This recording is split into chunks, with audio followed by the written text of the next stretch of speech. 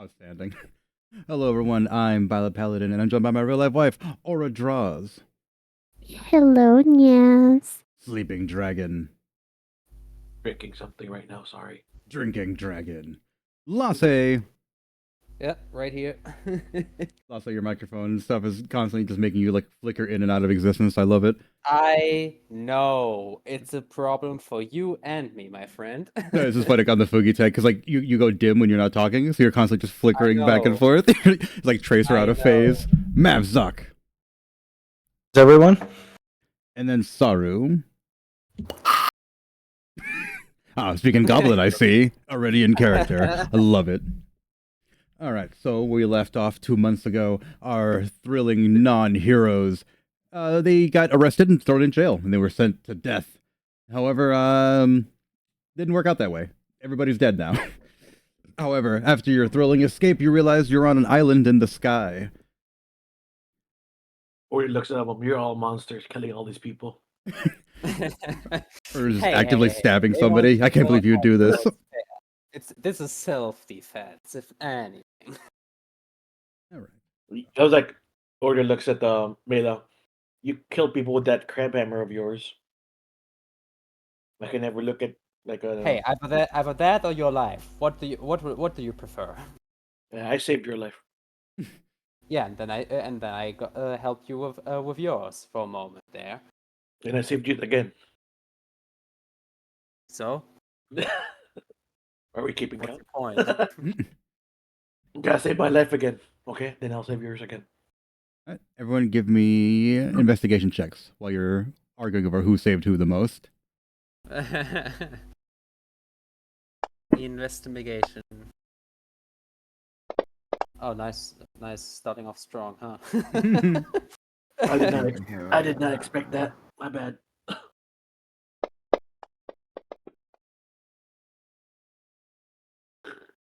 Okay, and then roll petition.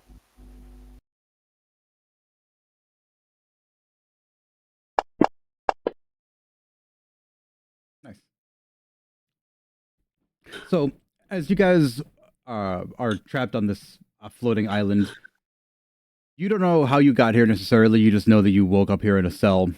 However, over the course of your investigation, you discover that you're on an island in the sky. You're in a prison called Branderskar, and there are regular shipments every 3 days. You're wondering why this place was so small and so poorly defended, because this is basically just a giant gallows in the sky, essentially. So there's no need for high security, because up until you all, nobody's ever escaped from Branderskar prison. However, you know that there's regular shipments of convicts, and one should be arriving within a day or so. So you've got plenty of time to set up defenses or whatever your plan is to try to escape. Mela remember- and Galil, I need you both give me insight checks. Inside. Okay, I'm good Mhm. with this. Oh God. And I will keep jinxing myself. Everything seems completely normal. All right. So what are you guys doing? What is your plan? I would love. Sorry. Sorry. Which part of the map will be the docking area? The docking I would area say is over north, here. right? Okay. It's the north, right? Yeah. Yeah, the northern section. I have an idea. Is this where like There was- where it is right there there? Is Yeah. that the one? In that area, yeah. There was a bunch of oil, right? Yes. I have an idea. Okay. What is the idea? I would like to cover the entirety of this room with oil. All right. Just make a big slippery room. Yep. Okay. Slippery. That's it. Yeah, slippery. What are you? I already know what you think. Or What are the rest of You're you gonna make a- doing? I will try to make little traps, I guess, out of it. Okay. Try to set up traps just to, like to hinder. Oh, wait, is this door here only the one? Right here. That's the only one that to get in and out of the place, or is there more from the There's top? one directly in front of you. This one here. Yeah, that is. But yeah, that's I the think main I entrance broke door. that one open too. I think I broke that one open. Yeah. The door is here, and you can tell there's these big rocks are like mooring anchors. So Mhm. more than likely, something is going to come flying up here, because how else would they get to a castle in the sky? You don't find any kind of Yeah. teleportation circles or anything like that as you investigate the rubble of the wizard's tower. You guys burn that shit to the ground, so you have like a day and a half to prepare whatever it is you're gonna do. Hmm. I Like may be I said- wondering, have Grumblejack's like in the side wing here, like he'll put the like oil in there. Maybe and maybe like have them ambush. Anyone tries to run away, they're Okay. gonna be like both on the sides. Like and when they come in, they could like immolate the guards out. I mean, those are like arrow slits, right? Yeah. Yeah.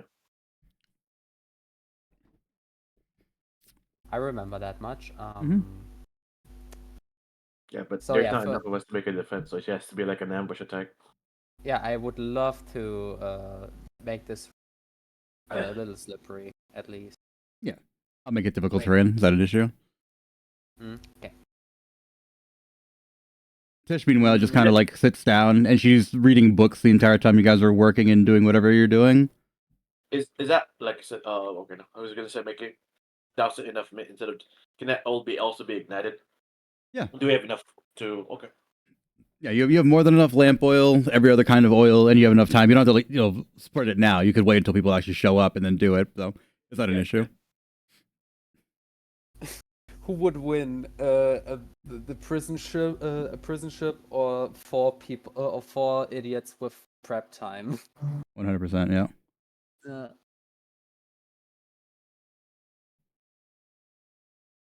mm, You want us to roll for it or anything? Or just No. I'm just want to know what your plan is before I kick off the next section. like that would be my first plan, and then I am thinking of like being in one of the things for the arrow slits. Okay. Like I said, like me and Tish could be on one side and Grumblejack, or it could be me and Grumblejack one side, Tish and Mela on the other side, as Mela as a crab, and then Galil can support. Yeah. Khalil, what are you Galil, doing? you got like, are you proficient in arrows, like with bow and arrow? Yeah, I'm good with a short bow. Yeah, that's good. Helps pick up people. Okay. So you get your preparations in order, and the day finally arrives, cresting up out of the clouds like a Mario 3 fucking boat level. A giant airship just ascends up into the sky. It kind of hovers around like over you and kind of floats around the castle before it touches down. Did you guys make any attempt to like clean up the bodies or anything like that?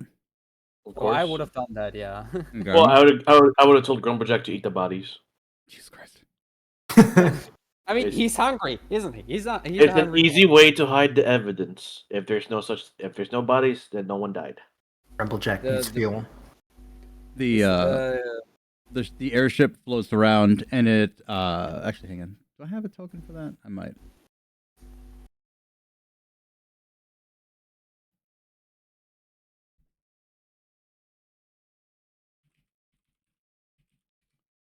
I guess I don't. All right, yeah, so it floats around and it hovers around the wizard's tower and it kind of just stays there for a bit. Right, the wizard's tower. Yeah, the burned remains of it. Oh yeah, wasn't that on fire? Yeah. Yeah. Trish set it on fire. Yeah. We did what we had to do. Hmm.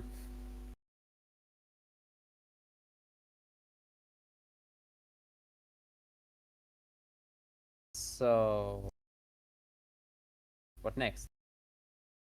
Game master. Give me a Yeah. second. I gotta put the ship on the board here. Making sure. Hmm. Also, while you're at it, can you put me into one of the arrow slits, like left or right? Yeah. All right. Yeah, so the ship is kind of hovering around here. You're not entirely sure what it's doing. It's just kind of looking at the carnage wrought on the wizard's tower. And then yep.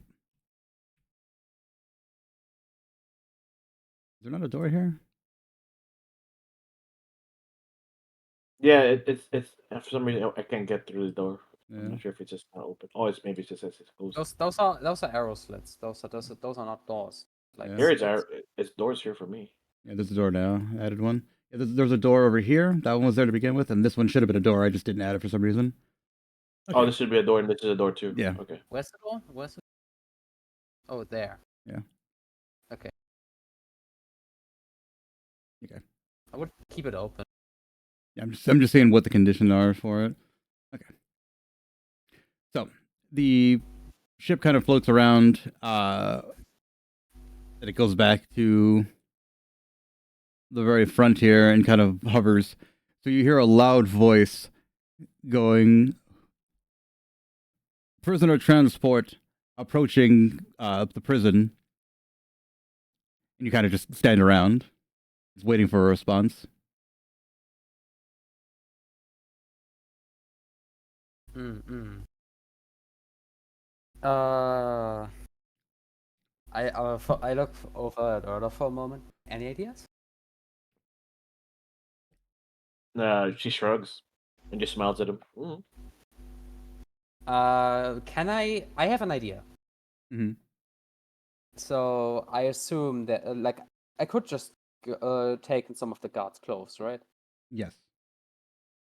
Yeah, I will. I will do that. I will then say I will just try my best not to slip Mhm. and go in front, disguised as one of them. Okay. So the ship lowers itself down to where the people on the ship are still slightly above you, but you know you're more or less at speaking height. And he says, "Halt! Who goes there?" Guard of this prison. I was He- sent to pick up the new prisoners. The man crosses his arms skeptically, and he says, "I have never seen you before, and this is not the standard procedure." What? I'm new here. First off, I'm new here. I'm sorry. Give me a deception check. Of course. He's gonna roll an insight. This I need to see. Hell yeah. Okay. Oh my god. I rolled a Hey, one. Jojo did. Oh, he did. Oh. I rolled a one. It's a So nat 20. yeah. Oh, Lord. So this guy kind of like exasperatedly like sighs, and he waves his hand over to the helmsman. The helmsman pulls levers and twists knobs, and the ship lowers itself to a normal height. And he says, "Oh, when we get out of here, I'm gonna have a stern talking with your captain." So he claps you on the shoulder. He's like, "What's your name?" Folio. Folio. Folio. Yeah. All right, I'll remember that name. It's not your fault. There's a whole procedure that should have been done here, but as I'm sure you know, this place is not exactly ship shape.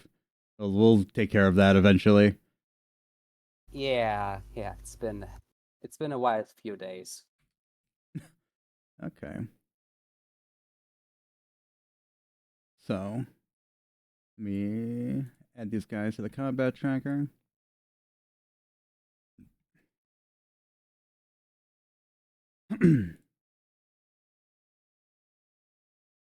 So, this man, remember, everyone here is evil, right? So, even though you guys are criminals, you guys are super, super bad people. So, this guy stands in front of you, and he looks more like a vampire than anything else. Slick black hair, fucking flaming red eyes. But he's still very cordial and very polite, and he says, "Well, if you would please do the honors," and just kind of stands with his hands behind his back, waiting for you. Oh, of course. And I turn around to open the door. Thank you. And he kind of just walks inside, and he's for a second. He's, "Oh wait, bring in the prisoner." So then a bunch of guards show up. Let me find one that actually has a picture. Christ Almighty! Well, you know what? You guys are gonna be surrounded by a bunch of G's today. Everyone's a gangster.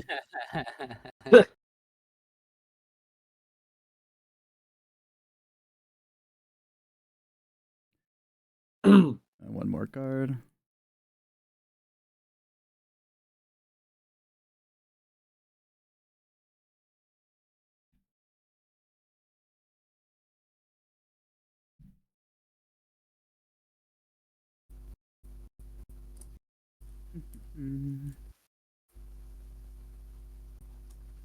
So the guard captain leans over to you and he says, "Ha! Would you believe it? We caught the Raymond. I need you to roll a history if you know who the hell this guy even is." Sure. No. Just she tilts her head like, the Raymond? Give me a performance to see if you can play it off.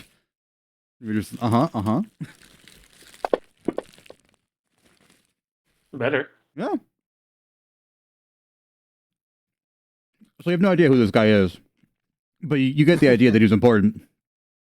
So you're sitting there going, can't believe it. That's crazy. So the captain crosses his arms and he's like, yes, bring this trash in here. So the guards escort Raymond into the room.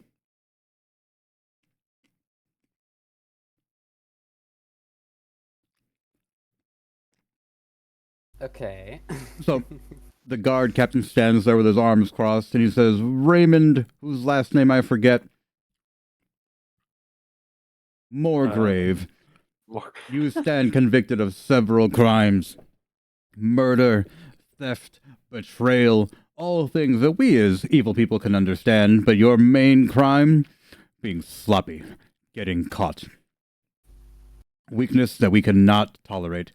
You are sentenced to death in 3 days' time. Enjoy this last grasp of sunlight, or you will never see it again. And slams the door closed. So he Okay. turns the door, and he's just like, that was pretty good, huh? Yeah. Of course, yeah. That was very good. That is. He deep breathes deeply and exhales, and he's like, "Oh man, I've been practicing that all day. It's my first time doing it.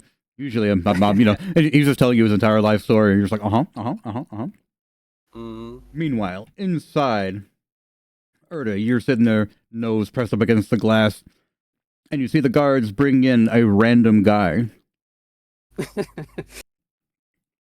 Can I roll history to see if I know who he is? Yes, you heard the whole guy's whole speech, so you know who the guy has a name at least. All right. So you stand there, and you realize because you're standing there, you put two and two together, and you're like, oh, you've heard of people like this.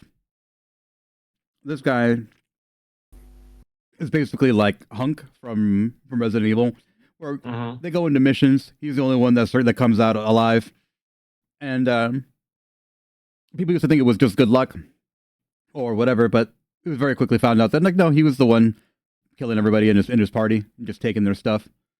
Eventually, a powerful wizard tracked him down and managed to actually get a hold of him, and now he's here being sentenced to death. Question: is Galil and Tish are inside the other side, right? Because you have them outside the door. I don't know where Galil is. He's moving around doing Galil things. I was trying to get in, but the door just kept closing. Click it once. Try now. Nope, still can't go in. It says close. Now it It's says open. Still can't No. go in. What? Hang on. Yeah. That's weird. Oh no, it's in now, I guess. Or you did it for him. Yeah, I just he clicked and did it. dragged it, but you should be able to move through. Let me I try wasn't something. Hold shift while you're moving and see if that'll put you inside. Like click and drag and hold shift. Okay, I'm doing that. It's not working out. That's weird. Yeah, that's fine. If for some reason you need to be in, I'll just tell me and I'll move you in. Okay. Okay. Yeah, but Tish has not moved from that spot. She's been sitting there reading, one leg over the other, just daintily turning pages. I was like, oh, that mumble says, "Would it kill her to listen for once?" So while they're in the middle of that, I told Grumblejack just to wait. There's a barrel with us, right? Damn.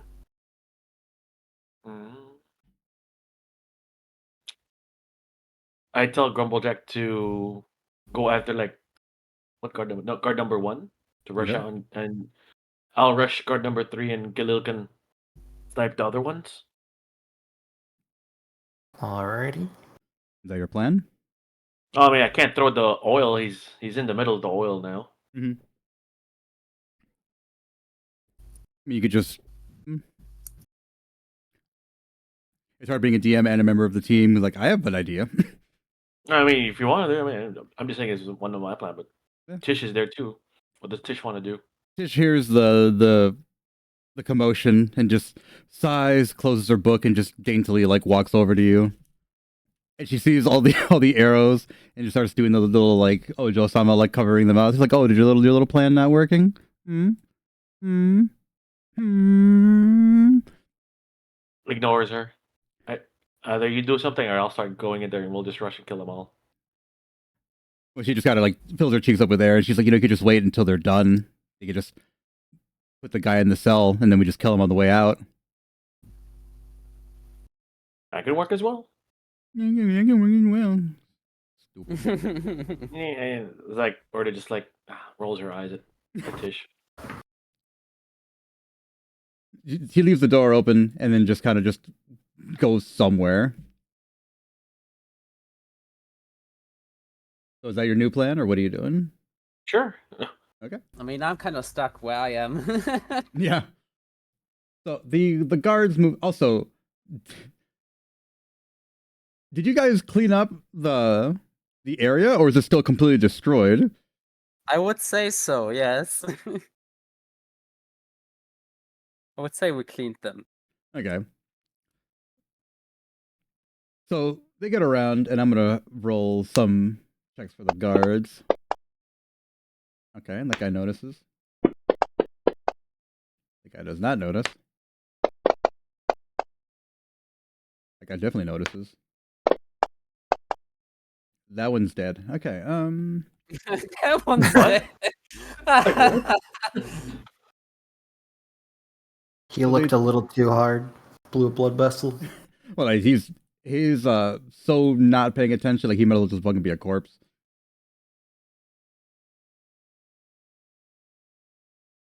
Yep. So Raymond, you are thrown in a cell. The guards smirking and jeering at you. I need you to roll a perception check. Okay.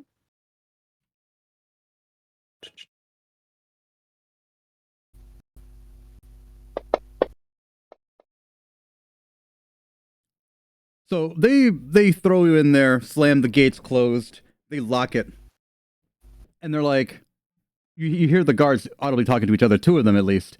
They're like, where are the reliefs? Where are all the guards? Something suspicious here. We've only seen the one that opened the door and nobody else. So they're like, yeah, let's fan out. I think something's happening. So the guards are walking around now. And then is this door over here? Is this one open? It's closed. Okay. So you hear voices outside the gate just going like, hey, watch, report in. Hello. Hello. And there is no response. Oh god. Or the wait. So that guy, the black guard out there with Mela is just talking. Yeah, Jesus. That's the leader. He's just there, yeah. he's hyped up on Mountain Dew. He did a really cool speech. He's feeling really good about it. The rest of his guards are out there doing work. Meanwhile, I'm also stroking his ego, like Mhm. being the ears for his thing. So like, how far apart are they right now? They're pretty far apart. The first two up here are 70 feet apart. One is over 45 feet around a building, and then one went all the way down here, so he's 90 feet. They're all pretty far away. But they're isolated from each other. If you're trying to stealthily kill them, that's your plan. Yeah, I was gonna try to go for at least for guard number 4. Okay. Yes. Everyone, roll initiative after this attack. Mhm. Give me a stealth check. Okay, wait a minute.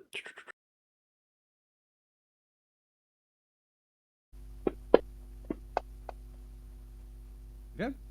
He's gonna roll a perception.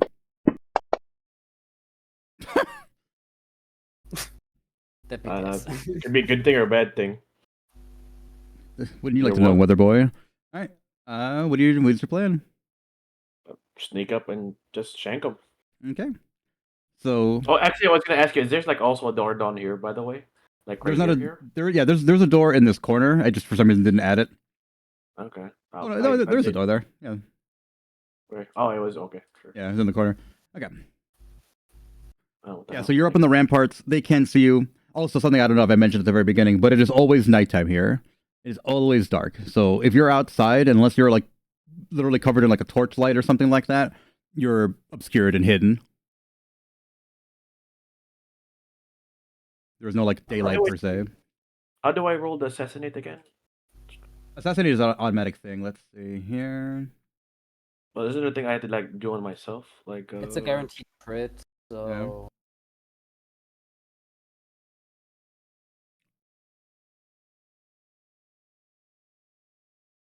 don't I like the like sneak attack him, right? Yeah, sneak attack him.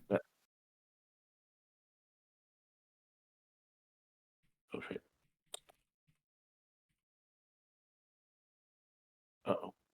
Okay, did that wrong.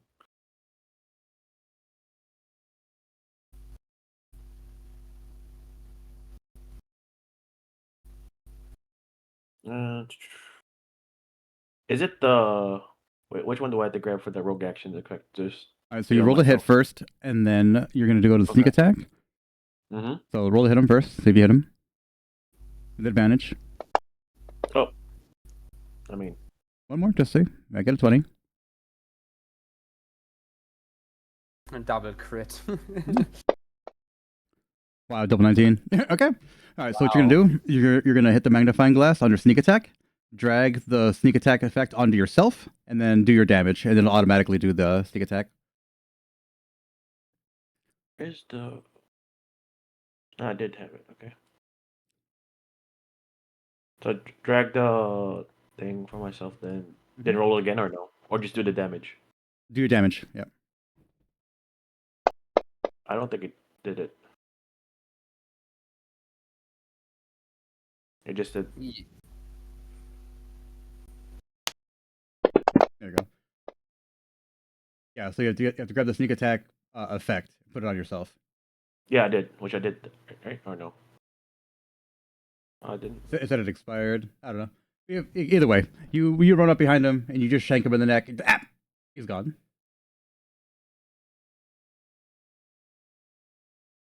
So you get a hold of this guy's body, and you look at his gear. It's actually pretty well maintained.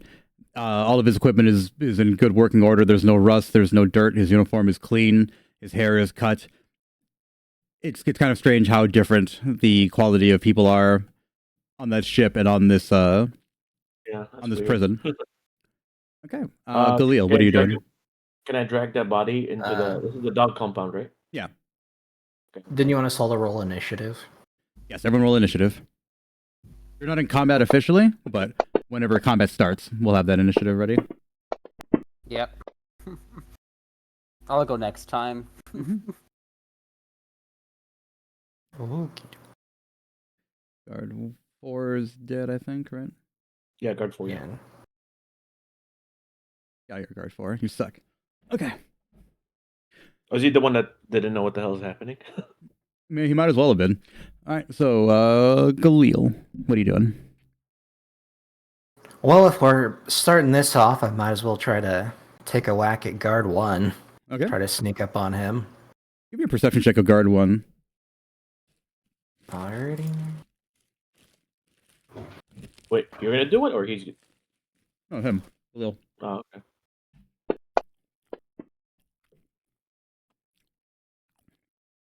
You're not really too Hey. familiar with these kind of guards. They're kind of sitting there. You feel like this guy might be up to something. The way he's just standing there, menacingly. He's not paying attention to anything. Hmm. He might be luring you into a false insecurity, though. You're not entirely sure. That is a bit odd. Um. Well, I guess I'll ask, like, Grumblejack, like, this might go sideways. Maybe prepare to rush in there. Grumblejack reaches down, grabs a literal foundation, and rips out a giant rock, and he puts it in his hand, like, Alrighty. I guess engage stealth mode. Need just like a stealth check for that. Yep.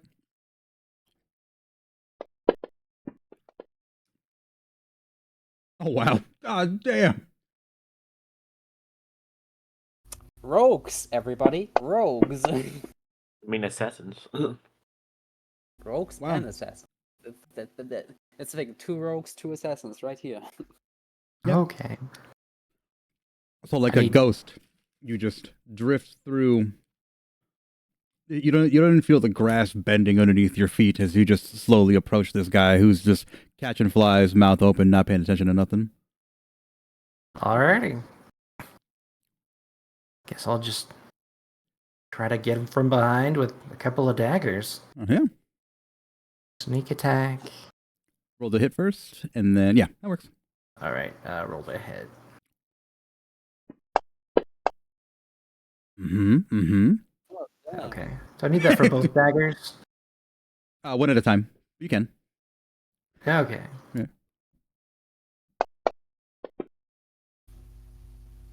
I think that hits Less- either way. Let me see. No. Okay, the armor class is pretty high. So the first Okay. one hit, but the second one definitely didn't. Alright. I mean, it's advantage still, right? Alrighty. Oh yeah, you have advantage. So roll that second attack again. Oh, okay.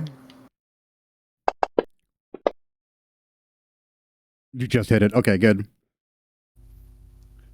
Okay, and then I need to do Strike, sneak attack. Sneak and attack, do yep. it again. yeah. Rinse and repeat. Rinse. Oh. Yeah, so the first stab sinks into his armor in just the right spot. He looks like he's going to scream as your knife kind of like glances off his armor, and then you're like, no, wait a minute, found the spot. Just jam it directly in between his ribs before he can reach for something around his neck. He just crumples over. You're kind of just holding him up shish kebab style, like a Mortal Kombat character. I mean, that's impressive for a goblin. That's what I'm saying. Oh, I mean, you're not picking him up off the ground. You were just in there, fucking with knives in him. Spider monkey. Yeah. Dry cleaner's gonna have a day with this one. Mm-hmm. So as he slumps to the ground eventually, when all the strength leaves his dead body, you realize that he was reaching for a thin tin whistle that was around his neck.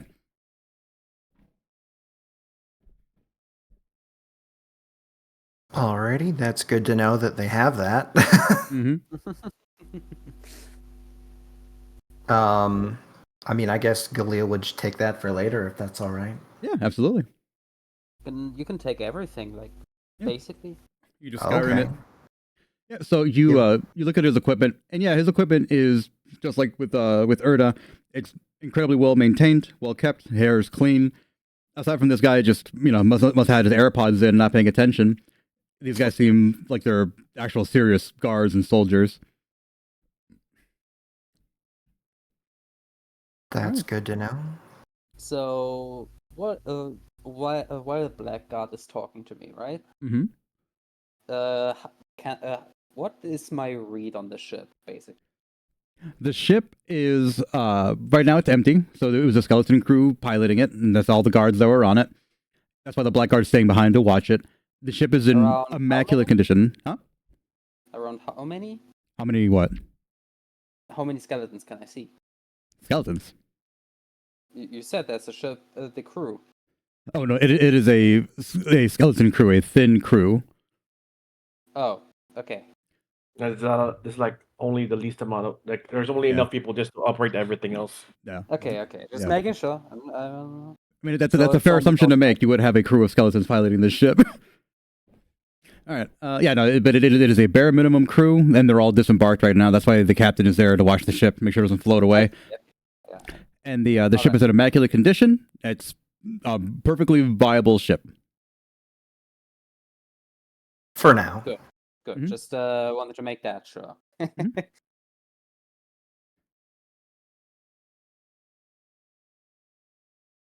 Alright, Back to I'm gonna pass it back to our assassins or to our, or to the new character. Why not? So, Raymond, you're sitting here in your cell, lamenting your fate, and you realize that they didn't shackle you. They just kind of threw you in here because they were so concerned about something. Give me an investigation of your cell. All right.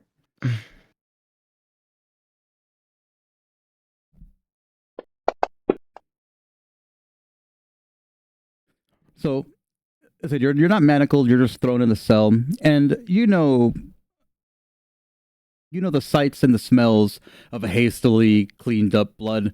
You look down and you just touch your hand to the floor, and you can see long scraping grooves that are fresh, and you're thinking to yourself like, "There's no way." Like a, give me a nature check. All right.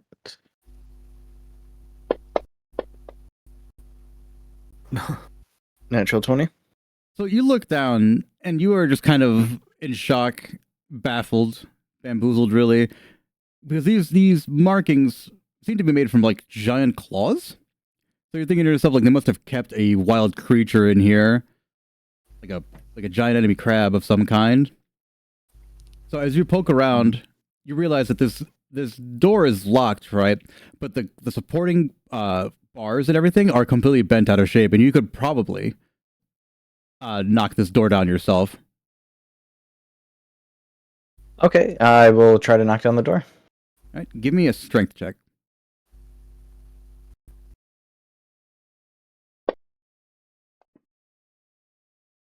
All right, you heave your shoulder against the bar, and it groans and strains against your weight. It starts to crack and crumble a little bit. You feel like maybe one or two of these might knock it down.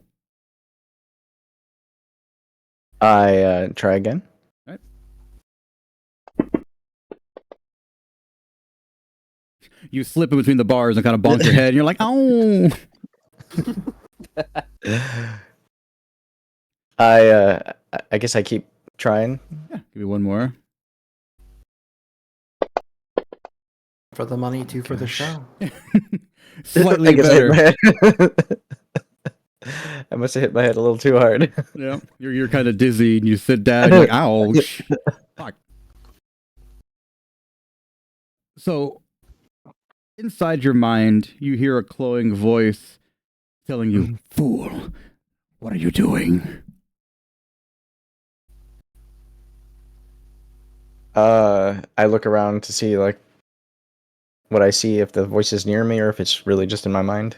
Did you look around? Do you have dark vision? No, right? Because you're human. Yeah, I don't have dark vision. Yeah, so you look around, you don't see anybody or anything. It's just you. The guards mentioned that it was also completely empty in here. So you know that this voice is coming inside your mind. I kind of say like, who are you? What do you want? So, as you say, "Who are you?" The voice is like, "You've been without me for, what, a day? And you already forget?" Searing pain emanates from your hand. And, I mean, literally point first, your sword emerges. Filled with malice. And it's just like, really? You forgot about me already?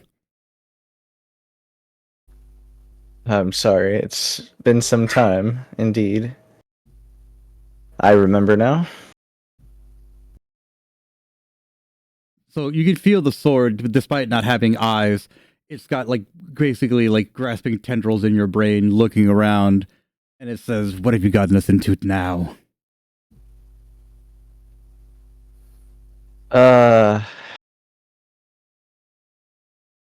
Unfortunately, we are in prison.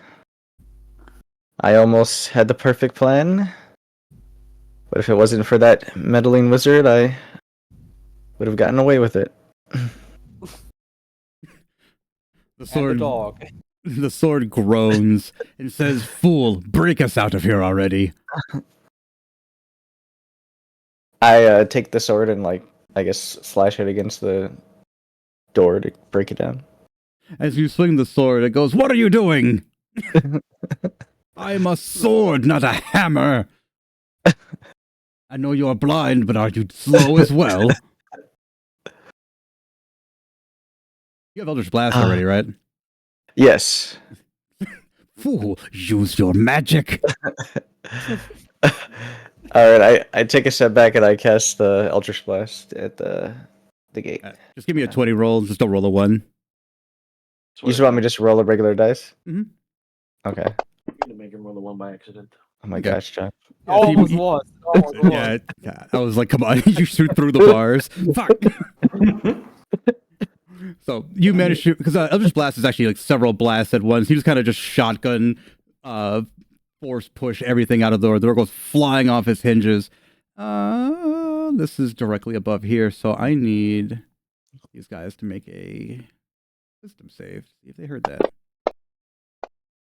That guy definitely heard that. That guy double heard it. All right. Wow. So you just blast the doors open, and guards 2 and 3 are just like, "Hey, what was that? What was that noise?" And they start running back to the Huya. Must have been the wind. Yeah, they're over here, so it makes more sense to go this way. So they come around this way. Galil, what did you do with that dead body? I kind of assumed I would have dragged it back to the room with Jack. Okay. Yeah. All right, so I'm assuming you're inside the room, right? Yeah. Okay.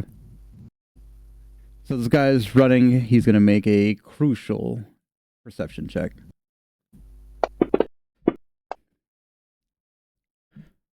He looks down at the ground, and he's like, wait a minute. Where's the guy that was here?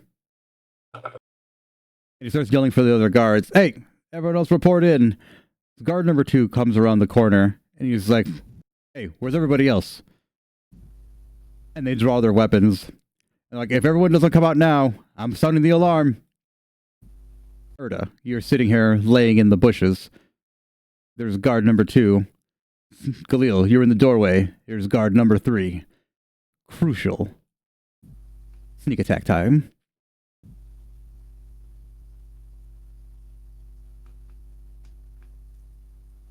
Give me a stealth. I still can't leave this room, by the way. What? I don't know why that door won't let you through. I don't know. Do I need to roll now too, or wait for her turn to end? Oh, you can both do it at the same time. We're not in turnover yet. Oh God. It's pretty good. Even with a 3, you have a fucking double-digit number. All right. Wisdom check. He does not notice you. Number 2. I doubt he's going to notice you. Wow. He does not notice you, but that was a really good roll. What was it? 19. Oh, Just a raw 19. All right. So the both of you make eye contact with each other as you just glide towards your prey, looking at each other. You being too small to see at eye level for a human, and you just being too stealthy. You kind of just stick to the shadows, and all of a sudden, pincer attack at the same time. Roll your attacks with advantage. Okay. Also, you can do advantage just by clicking the ADV on the bottom left.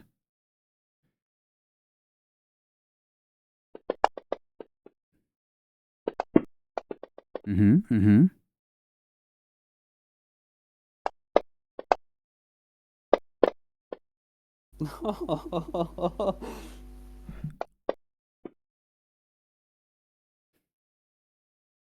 Nice.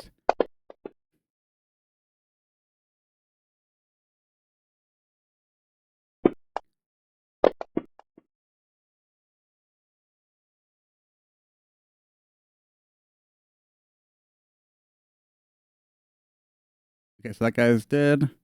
And then... So, Galil, you managed to just absolutely sleep this guard.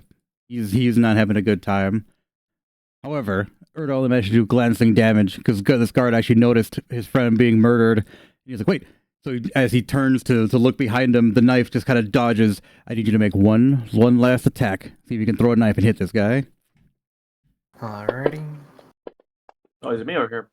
No, Galil. Oh, okay, my bad. Okay. And I assume I don't have advantage anymore, do I? No, but you should be able to kill him with whatever you do. Just don't roll a 1. Don't roll a 1. Nice. Okay. Nice. Okay. So in a desperation maneuver, Galil kills his enemy, pulls out the knife from his foe, and yeets it into the back of this freshly turned guard. You now have complete control of the compound, except for this one guy. Mela, you are continuously Yes. being jaw-jacked by this guy until eventually he looks over and he's like, they've been taking a long time, and I thought I've heard shouting. I'm gonna go investigate. So he opens the door. He tries to open the door. There we go.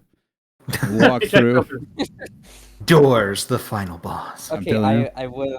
I let out a loud whistling sound and close the door. All right. The door slams. He's like, "What? What are you doing?" Oh, incompetence. They haven't cleaned this floor. It's all oily and gross. What are you doing? Everybody else.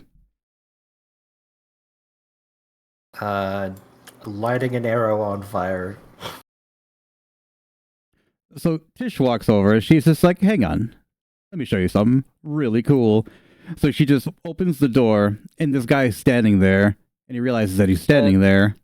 So she's This just, is invisible for us. Yeah. all right. Where's- There we go. Yeah. There. Oh, hi. She was there So- all along. She takes a little mote of flame on her finger and just does like a little, like she's blowing a kiss. The entire room explodes in a fireball. She just daintily closes the door. She's like, that'll take care of that. You're welcome. And just kind of sachets away. Like, Order raises her dagger, then it brings it back down. The screams are horrific. This man is trapped inside there. I'm assuming you guys both bar the doors. You hear him pounding. He's running both back and forth until eventually the screams stop and the flames eventually subside. Yeah. Order just goes in and like make sure she like stabs his head just to make sure. There's nothing left. He is just charcoal. Oh, I mean, it doesn't matter. I still do it. Oh yeah, no, I believe you. I'm just telling you, there's nothing left to stab. It's just a charcoal chunk where a person once was. You can never be sure. All right. So you have now been graciously given an escape ship.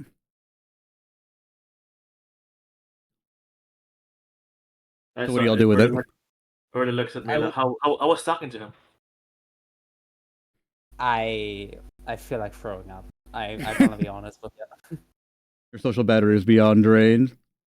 Yeah, exactly. Like, I'm a druid. Druids the most often not talking to people. Where's the prisoner that they brought in with? Don't know. Didn't ask.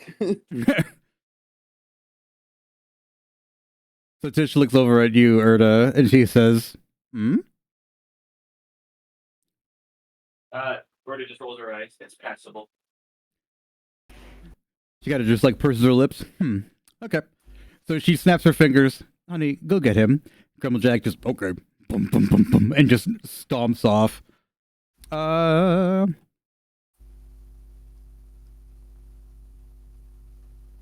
Yoink. So, Raymond, you have now been freshly freed. You heard some sort of a commotion. You heard horrific screaming. You now are out of your cell. What do? I look around and I start heading towards where the screaming is. Okay. So as you round the corner, barreling down at you is an enormous half ogre, and he's like, "You come with me, please." Okay. I follow the ogre. You didn't even question it. I like your style. All right. Yep. So he just grabs you and just runs you back to everybody else. He throws you on the ground and he says, "Here, brought him back." At this point, I would have removed the cloak. By the way, just but I'll still keep it. I'll still keep it. You never know. You can change back to your regular gear. It doesn't matter.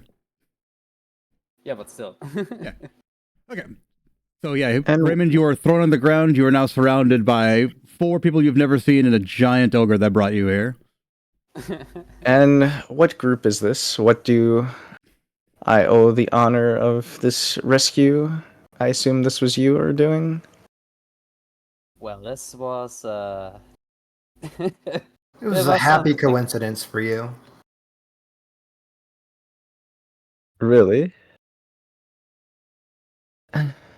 Ever wondered why you didn't see any other prisoners?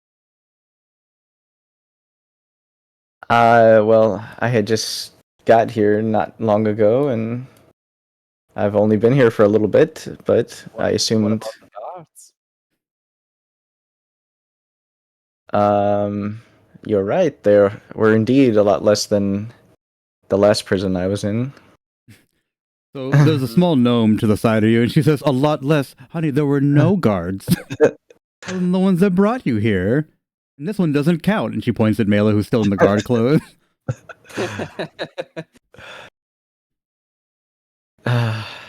So she's laughing to herself and looks at this tall elf, and she's just like, "I don't know. I mean, this one's lucky, but other than that, I don't really know." Well, if you weren't here to rescue me, then why were you here? Because we were the same as you, technically. Basic. Ah, I see. So you all have done horrible deeds too, I assume? The gnome reaches for one of your arms and pulls up your sleeve. On it is a branded F for Forsaken. So she shows you hers, and everyone else has theirs also. She's like, "Oh, looks like you're one of us." I look at it and I'm like, I don't remember this ever happening, but it seems I am. Well, I guess that's just for friends who do stuff together. Yeah. I'm glad Sarah picked up what I was going with that. Yeah, I know. And I look at the giant ogre and I say, I assume you have this marking as well? He does, but he's an ogre, so it's a lot harder and like more scarred over, but it's there. Ogre skin strong. Yes, indeed. And thank you for retrieving me. Now, should we be standing here or should we be leaving? I think we should be leaving. This boat right here, I think we can make this work, can we? Yes.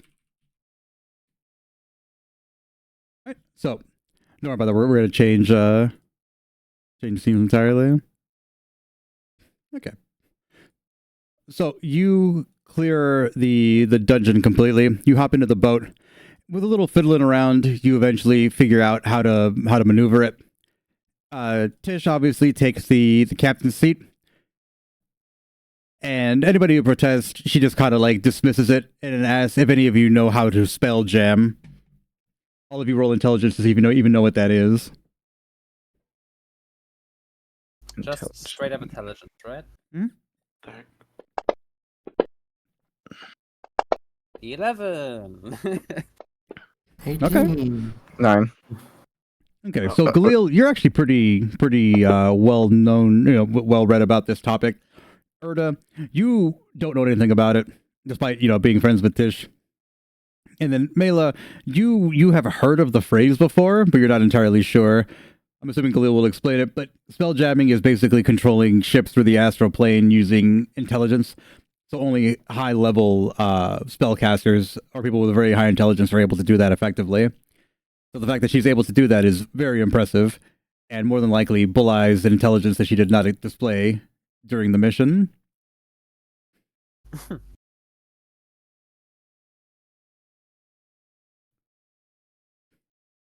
Well. There was just a random door for some reason that was here. It's gonna be crazy. It was just an invisible door in the middle of the space that had nothing to do with anything. Okay. Ah, yes, those random doors, they... Put us down somewhere. Door's gonna be the final boss. So we're doing a little bit of theater of the mind for we're doing a little theater of the mind for the first half of this, just because it's an area you'll never be in, so I didn't bother making a map for it. But you eventually Galil and Mela, I need you both to make insight checks.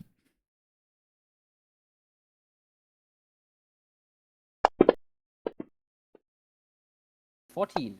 Okay. 19. So the experience of this trip has brought you all pretty close together, And you realize that like the wizard and the rogue, are a lot closer than they let on.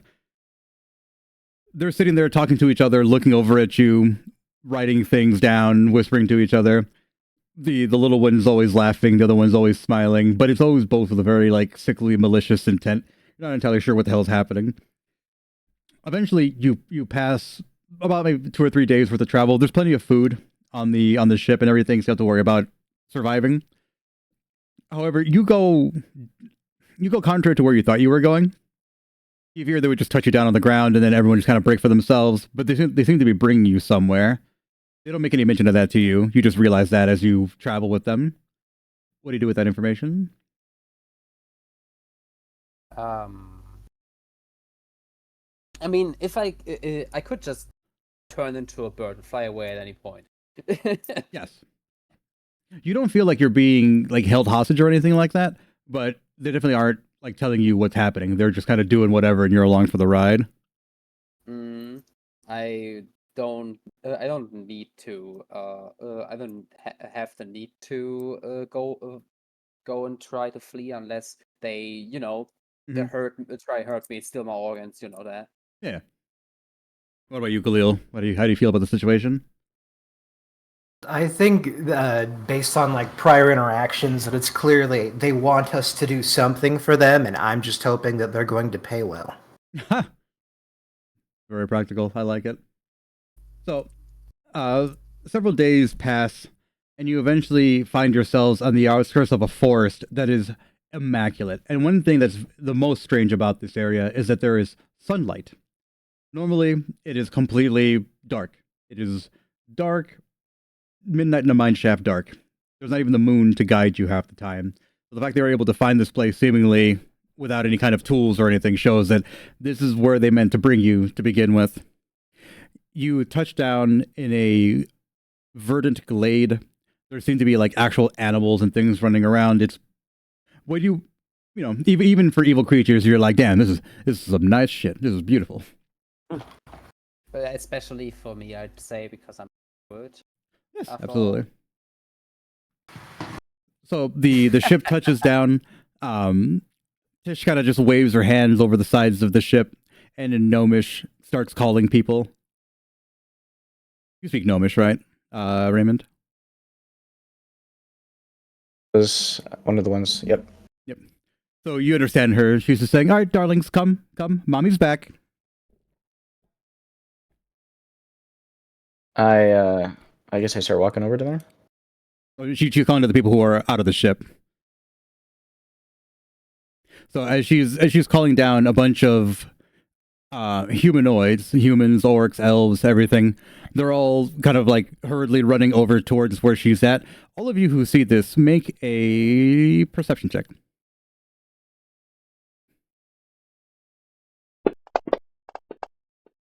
Oh, nat 20. 21. Okay. Was 9 plus 2. So you all notice Urda's not even really paying attention because she's clearly seen this song and dance a million times. But all three of you realize that these are 100% slaves. Like, these are not like willing, loving servants or whatever. These are people who are forced to do what she's telling them to do. So they shamble over to her. She kicks down a rope, and they pull the ship down, moor it, and they immediately start like offloading everything that was onto the ship. So she turns to you all and she's, "All right, come, let's go," and starts walking.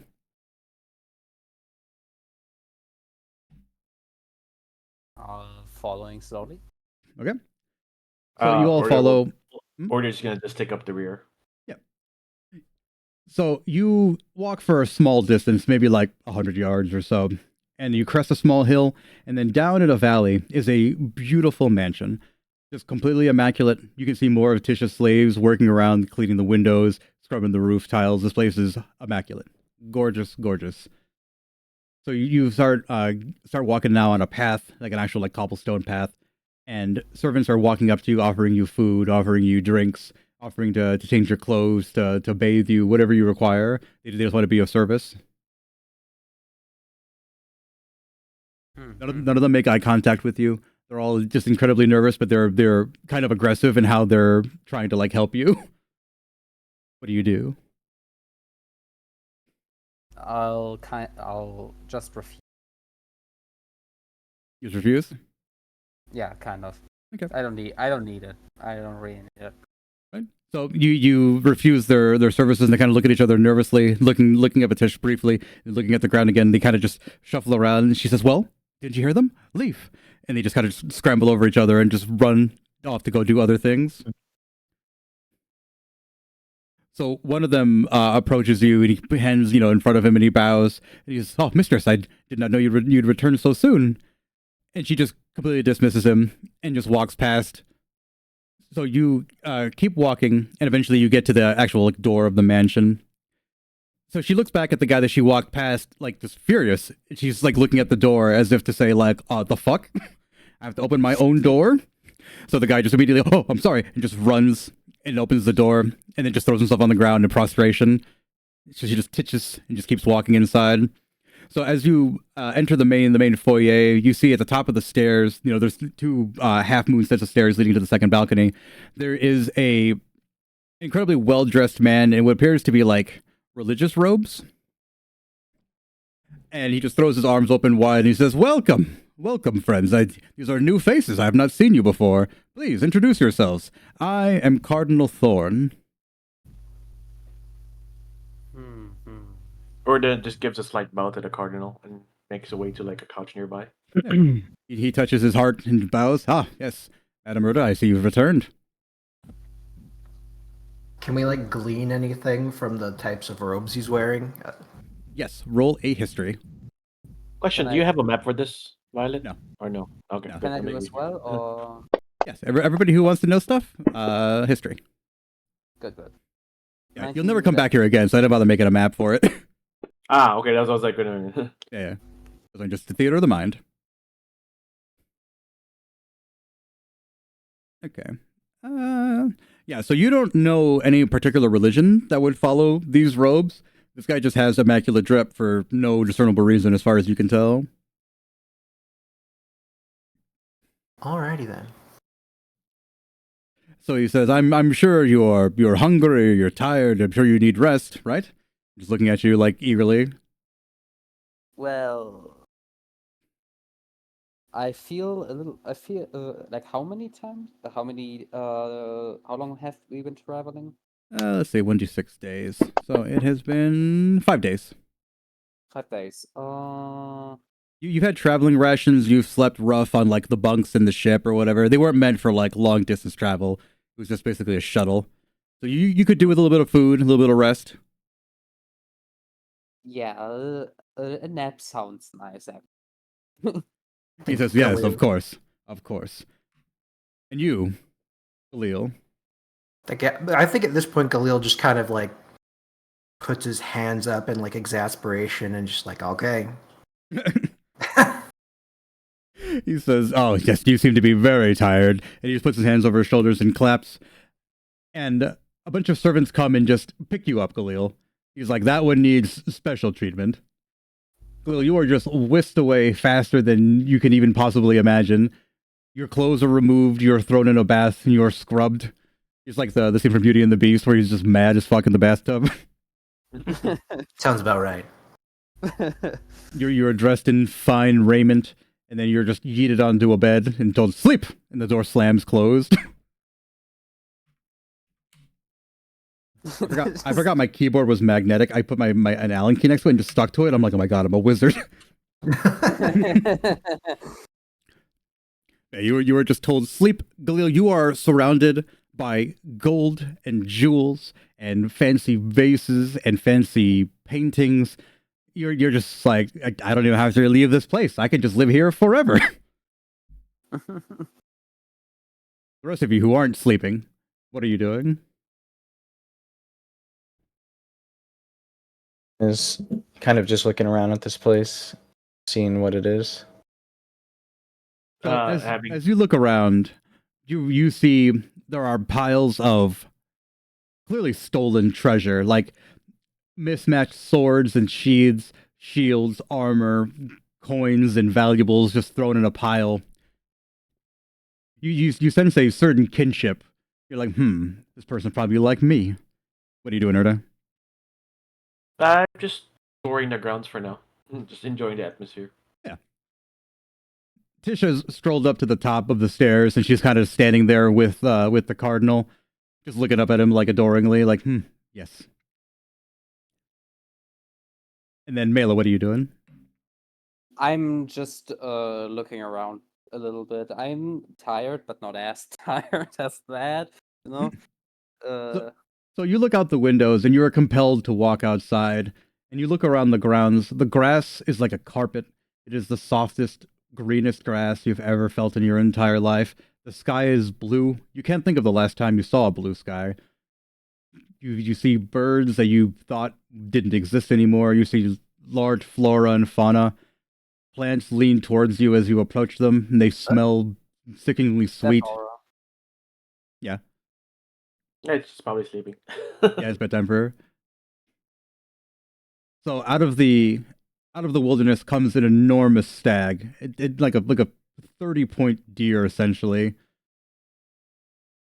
And it looks at you with its giant dumb deer eye, and it kind of like bows knowingly. It allows you to like stroke it.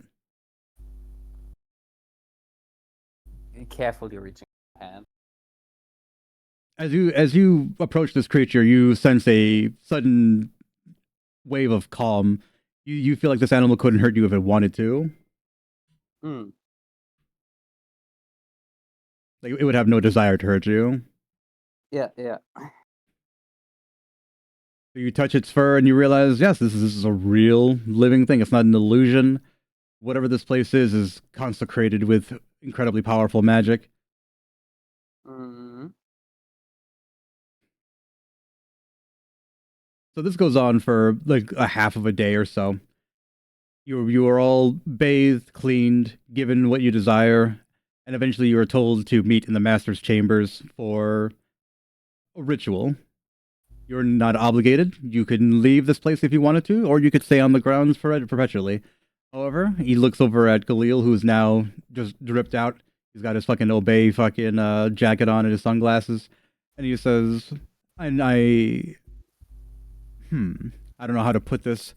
I'm told you enjoy the finer things. Is that correct?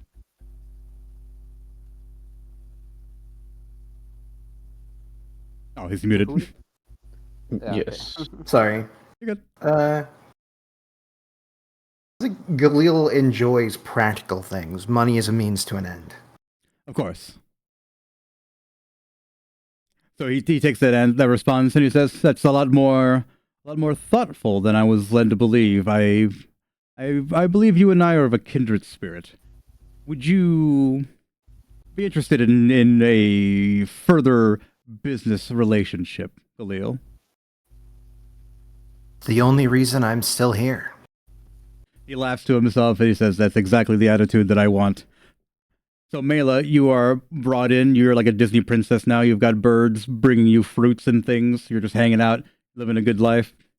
So he turns to you and he says, "And you, young woman, how would you like to expand this area's presence in the world?" Well, there's two kinds of areas I would like to expand. Before it was only one, but this is yeah, it sounds pretty good. So he speaks to you in Druidic, in your circle's tongue, which you obviously know is a no-no. That's not. How would you know something like this? And he tells you, "I know many things." Do you also know why my circle doesn't like me anymore? I assume you still know that. You do know that as well. His countenance changes and he looks very, very dour. And he says, "That is not for me to reveal to you. However, if you would work with me, I can present you the evidence and you can draw your own conclusions, if that is to your liking." Sure. Why not? He smiles and he says, "And obviously, it would help the green as well. I grow tired of the dark skies. I'm sure you do too." Mm-hmm. Erda and Tish are already with him, so he's just and these two fantastic recruiters, if I don't say so myself. Tish is sitting there, arms crossed in smug lolly pose, just like, "That's right." Erda's being too cool for school with a book over her face, sleeping. And Chan unconsciously rolling her eyes at Tish's tone. And Raymond, he turns to you and he says, "And you're an enigma. You are a bit of a strange fellow. I'm not entirely sure what it is that you want, other than to be free. I'm assuming. Is that correct?" Yes. Yes, freedom is quite refreshing. He thinks for a while and he says, "Yes, the problem with freedom is there's a point where your freedoms don't exactly align with everyone else's. However, work with me, and I can promise you, you can be as free as you want." And what would this entail? So he sits down at the table with you as you're all eating and hanging out.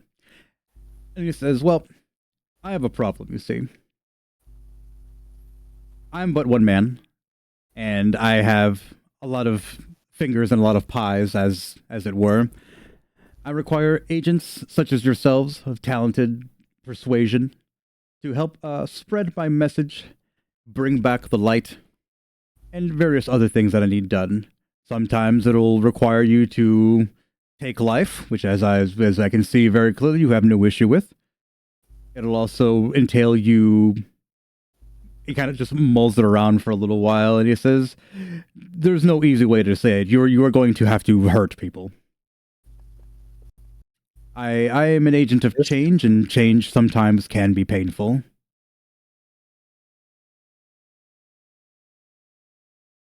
So he looks around and he says, "Is this amenable to you?" I have no I- problems with this.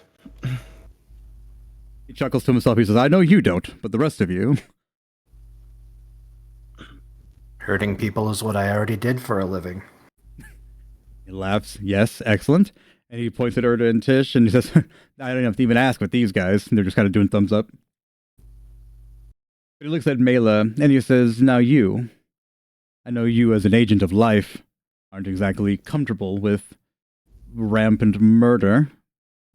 However, if I told you it was for the greater good..." Well, Agent of Life is that's a hard word. That's a hard term. I'm more flexible, you see. So he claps his hands together and says, "Oh, wonderful. I could not have said better myself." So he says, "I will offer you all of the wealth and power I've established, all of my agents in the field, all of my resources. I only have one small request of you. I need you to complete a simple, basic test. Do you think that you can do that?" Spill the A beans. test? Ha! Yes. I will pass this test with no issues. He says, Erda just removes the book from her face and just like smiles at Raymond. So he says, "Okay, in that case, then we will not dally any further." He claps his hands together, and just with a whoosh of black smoke, you are teleported. You land gently on your feet on cold, hard stone. Allow me to put your tokens down.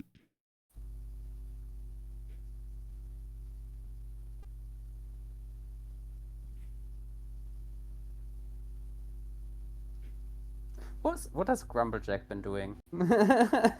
He's just there. He's along for the Chillaxing. ride. He's chillaxing, you know. He's just happy to be there. He's happy to be included. So this Happy to area be is there. massive. It's dark and cavernous. It echoes when you talk and when you walk.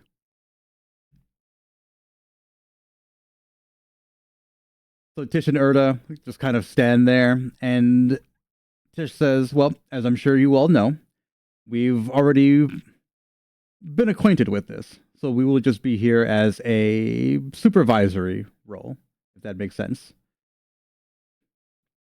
Erda looks at the other three. Don't die. That's what happened to the other ones before you. Tish just kind of like laughs, and in Elvish says to Erda, "Remember how that one died before?"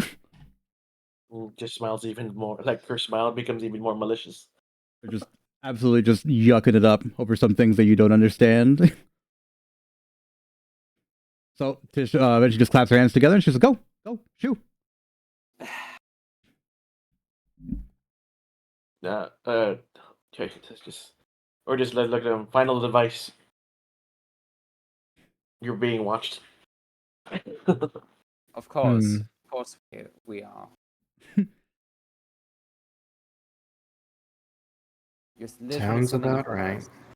I mean, it wouldn't be much of a test if you weren't supervising. Mhm. Unless you meant something else by that. Nope, nope. We're here. We Just will like assist you in combat and things like that. But as far as making plans or making decisions, that's all on you.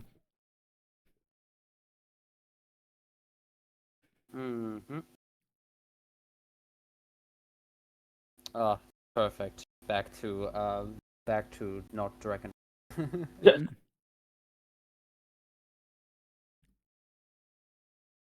mm, so I would light a torch just because I can't really see. Okay. So you light a torch.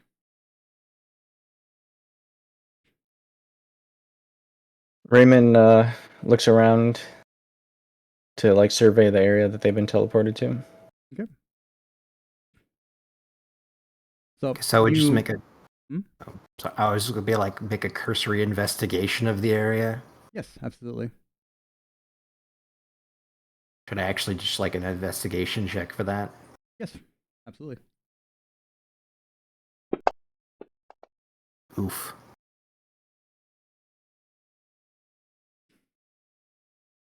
Yeah, so you poke around and you find a staircase that leads up, and you walk up the stairs and walk up the stairs and walk up the stairs, and you realize that it's like the Mario 64 stairs, and no matter how much you run up there, you never move forward at all. Yahoo!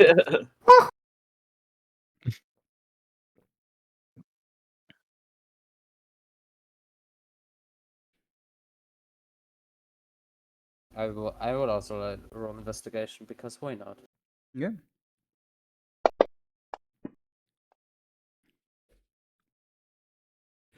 Yeah, so you poke around and you find a door to the south, a door to the east. I need you to roll another perception roll. Perception this time. All of us? Or Just Mela. Oh goddamn! I'm gonna re-roll that one. Okay. There we go. So you touch this wall briefly, and you're not a dwarf, right? But you know stone. You're a I creature know of nature. stone. You know what is natural and what is not natural. So you push a little further, and you kind of just get forced through an illusory wall. And behind that illusory wall, you find a stone dais with a little gem on it, and there's a balcony just over a bottomless abyss. There is nothing but swirling darkness down here, and you realize that you're in some sort of an extra dimensional space, and if you were to fall out of it, there'd be no one would know where you were, nobody could get to you, and who knows what would happen to you. I will take a step back from the edge of the balcony, then direct my attention toward the gem. Okay. So you look at this gem. It glows with a pale blue light, and if you touch it, it is cold to the touch, like almost like holding an ice cube, but not painful. It's just very, very cold. Around the dais, you see light. You see script that is only reflected through the gem. So if you pick it up and you hold it through your behind your in front of your torch, it'll reflect light onto it, and you can read words. The words say, "Thou hast seen through deception to discover a useful tool." Okay. So I'll take it and then immediately jump back. Okay. So you jump back into the wall and just kind of force yourself through, and now you're back. Right, I found something. So Tish looks over at you and she says, "Oh, interesting." So she looks at Erda and says, "I didn't know they were still putting these in here." She Not takes the gem everyone from gets. you and just kind of holds it up, and she says, "Wow."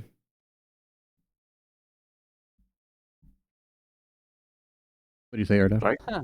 I said not everyone gets them. That's why. All right, so she takes the gem and throws it back to you, Bela. She's like, "Careful, I think that thing's important." Mm-hmm. I'm gonna put it in my component pouch.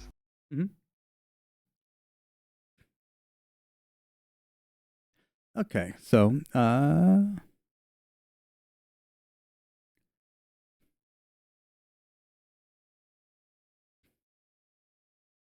you making the map bigger? no, I'm trying to figure out where the hell I put the map layout. It's kind of confusing. Okay,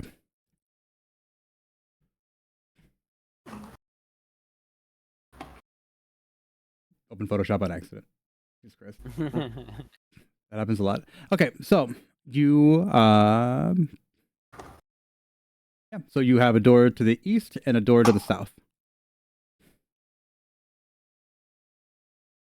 I did something. Khalil did something. I would say everybody does something, and then we go to rinse and repeat, right? What? Everyone does something. What? Yeah, everybody that needs to do that is doing the test does something. And No, you then just need to progress through the dungeon. okay. Yeah, there's no turn order. It's just however you guys want to do it. Obviously, unless we're in combat, then there's initiative. Of course, yeah. Just making sure. Mhm. Did you draw that just now? Yeah. Nice. Um. So can I put my ear on the door? Yes. You put your ear, and What? without rolling, you can just tell there's nothing behind that door.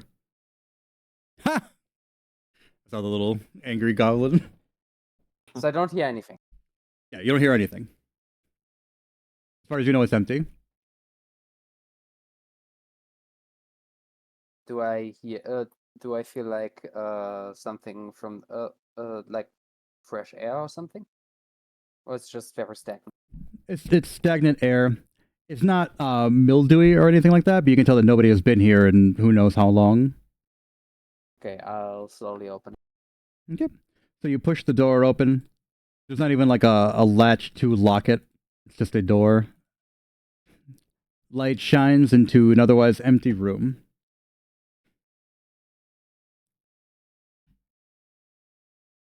An empty room. Empty, huh? Okay.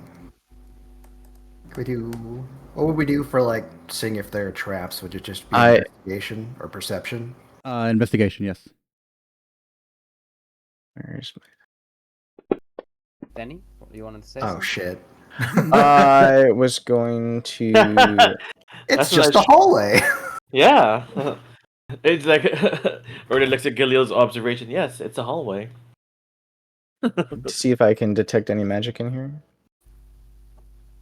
In the empty room. So the only magic that you detect in the room was before Mela leaves. So you realize that this rock that she's holding is something magical. I kind of like reach out for the rock and say, "Let me see that." I am hesitant. I do give it to him though. All right, you are reluctantly given the rock. I try to like check it, like do an Arcana check to see if I see anything about it. Where is Arcana?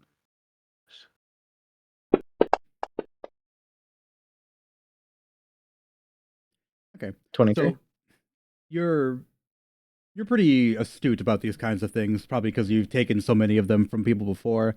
So you realize that this is a gem of cold, and if you were to smash it, you would basically do like the inverse of alchemist fire. You would just freeze everything in a certain area.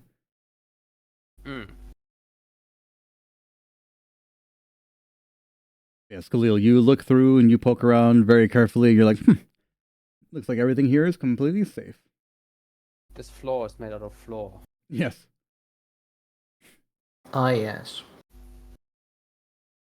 So also, Galil, as you're poking around, you kind of like follow a set of like faint script back up to the top of this door, and you realize that it wasn't there initially.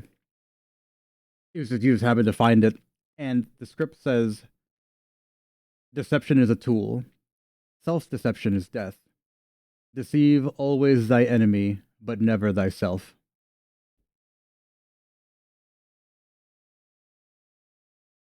Deceive always thy enemy. Hmm. I see that you're inscribing your walls with fortune cookies.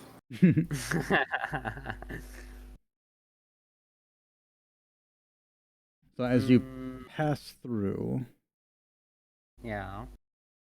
sorry, I'm assuming you're proceeding forward, or are you stopping to investigate the I door here?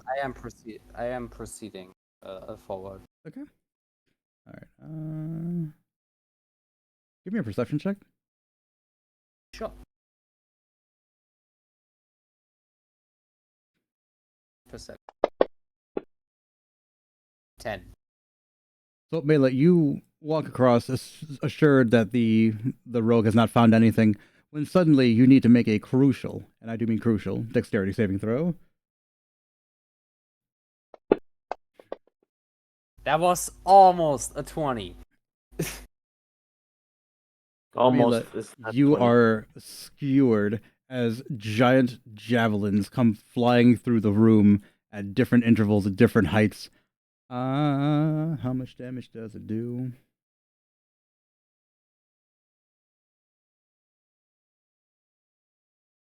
Oh. Okay, that's not too bad. So this catches me off guard, or Yes. Unless you have the alert feed Okay, or good. something. just making sure? So you take 16 points of damage, Aye. and then the trap falls silent. Check for traps better next time, please. Just so you know that it's 1.5 of HP. You'll be fine. You need to put down the damage. Okay.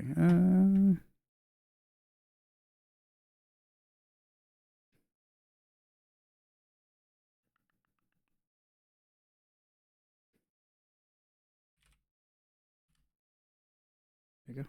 Did I fix it? Yeah, there we go. All right.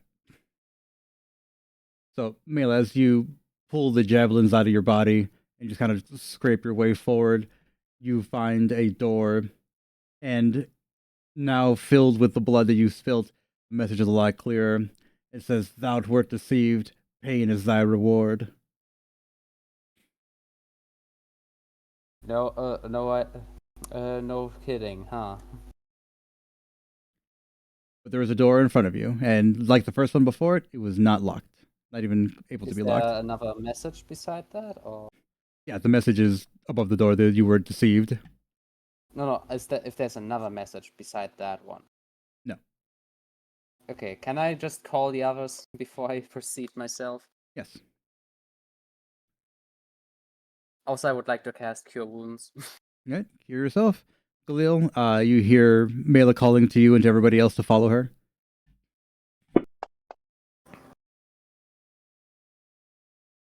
Raymond hears this calling and goes. Yep. Yeah. So first off, that was a. I just assume it would be very funny to look at her just all of a sudden. Yeah. Punctured Ra- with stuff. Raymond looks at Mela and's like, "My, what happened to you?" I don't know. Something If check for traps, right? How'd you get skewered in this perfectly normal hallway? Seems like a you problem. Seems like a skill issue. I mean, we walked through just fine. Shut up. And you just hand him the torch, like you go ahead. You go ahead. I don't need this. I don't care. Take it. You don't have to take it if you don't want to. Okay, just hand it to Raymond or something. Must I lead you all? And I Well, I grab mean- the torch and start walking forward towards the next door. So Raymond, you walk into this room confidently. You visibly shiver as you realize this room is incredibly cold. There are doors at each of the cardinal directions. Let me give you the torch, actually.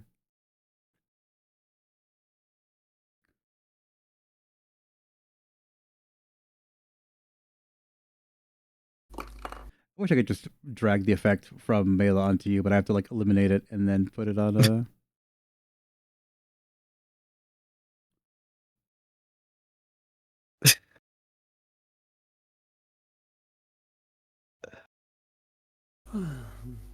Oh yeah, I can drag and drop again. Nice. Yep. Good. Okay, yeah. So you walk inside there. There are doors at each four cardinal direction. The I cast it. Sorry. the westernmost door is completely iced over, and the entire room, as you can see, is dirty and gross. I cast detect magic again. You detect magic. The only magic that you detect is a faint script on the icy door, and it says, "Following the herd is for fools. Fear not their icy derision. Instead, fear only thy infernal lord."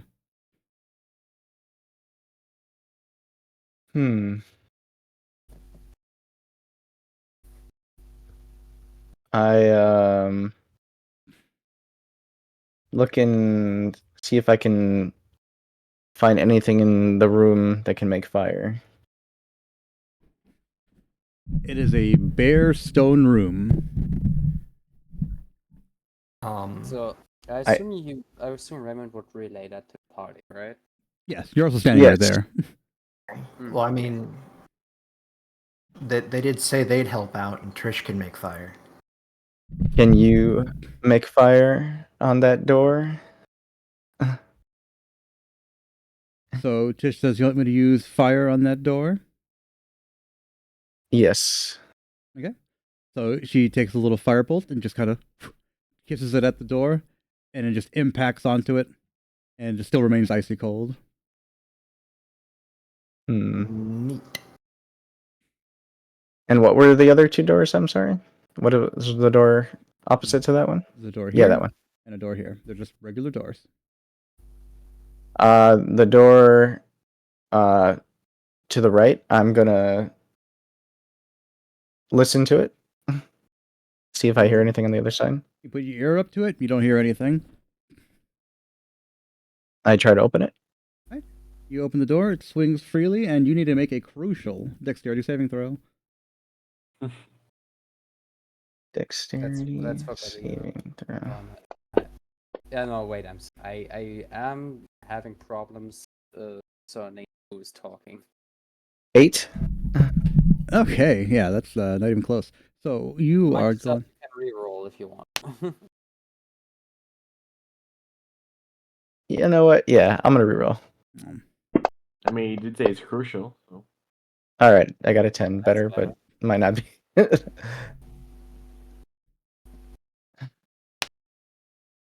You win this round. You managed to, just in the nick of time, avoid that dodge. Yeah, It was a truck? Yeah, it was a ram who was coming right at you. Had a Hemi in it. So, a giant tree-sized javelin comes launching out and embeds itself into the wall here. They really like javelins, don't they? Mm-hmm. Yes. I suppose it broke the ice on that other door. No, it didn't hit the door at all. It hit like the side over here. Like close to the door. Yeah. How deep inside is it? The room or the javelin? No. How deep is the javelin in the wall? Maybe like about 4 or 5 inches. You feel like if that had hit you, it would have been real bad. I have an idea. Okay. I would like to try pulling it out and then ramming it into the ice. Okay. Sounds like a job for Grumblejack. Rumblejack, hearing his name, my ears are burning. Well, can you pick up the javelin and try hitting that ice? I want to see what happens. He grunts an affirmation, reaches down, and with a successful strength check, perhaps, Oh! he grabs it and he says, this thing's in there. So he's trying to just drag it. So while he's working on that, there's this door and this door over here.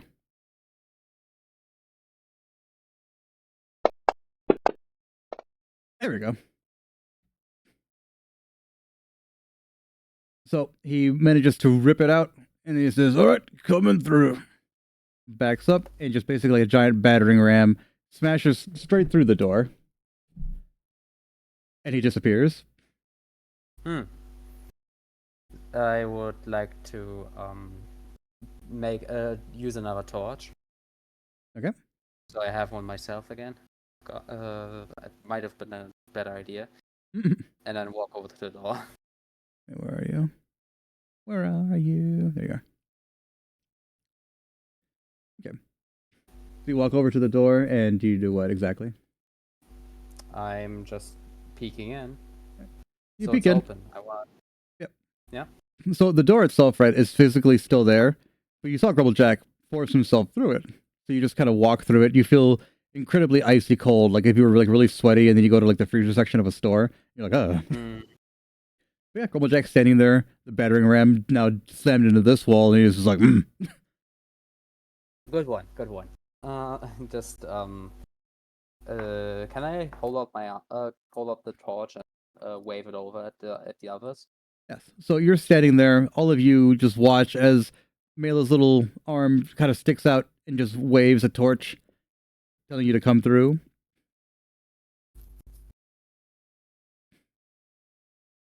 So, Raymond, as you're sitting there, you're investigating this door, and on the back wall over here, it says, Thou hast followed the herd.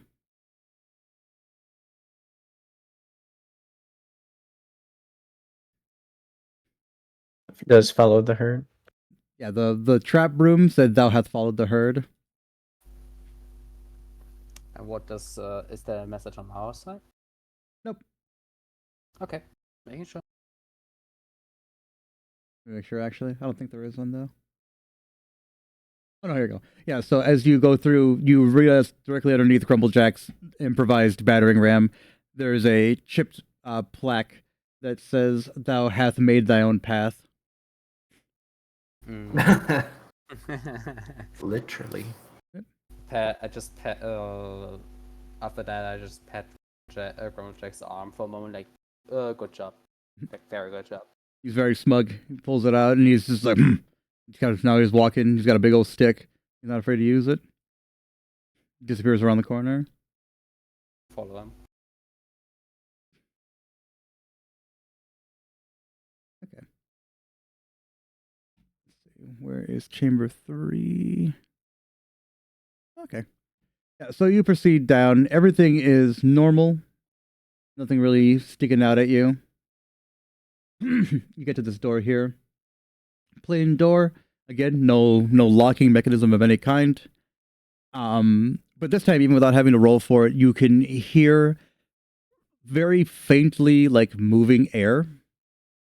Like there's some kind of a breeze coming through. But that's basically it. Okay. Is there something on the wall? In front of the door. Yes, there is a large embossed plaque, and this time it says, Know your enemy, shatter all that blinds you, and then bury thy adversary to ashes. Or burn thy adversary to ashes.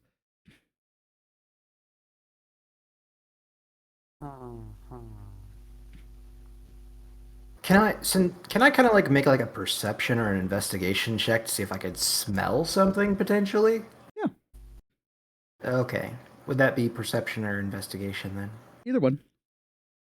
Yeah, Which Whichever's one's a better. higher one? Yeah.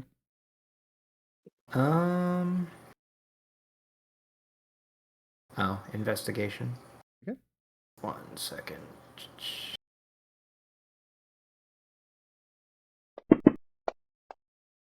Oof, that was almost. Yeah, the air around you kind of smells of like iron. So you're like, I don't know if it's necessarily like you're really sure where or why it smells like that. Alrighty then. I guess I just relay that information to the party. Like, hey, it smells like iron, whatever that means.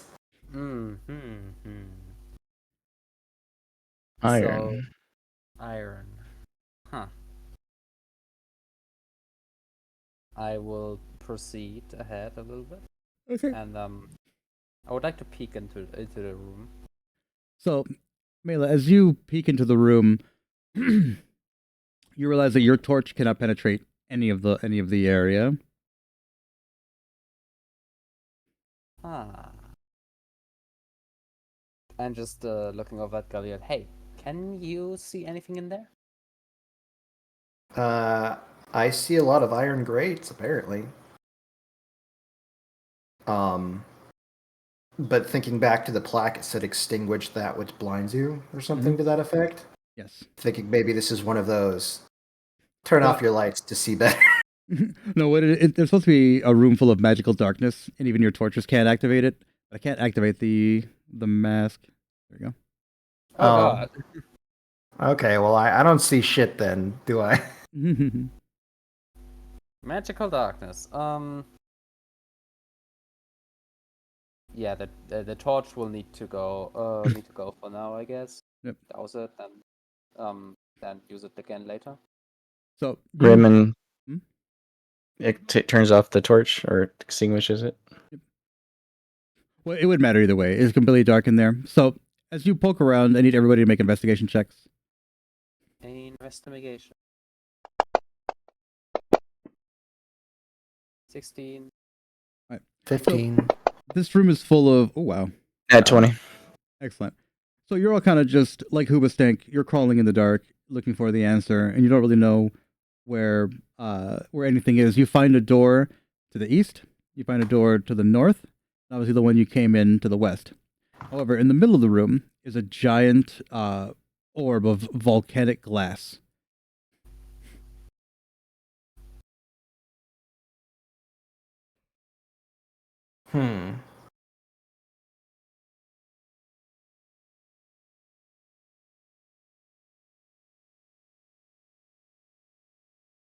I do an Arcana check on this glass. Oh wow.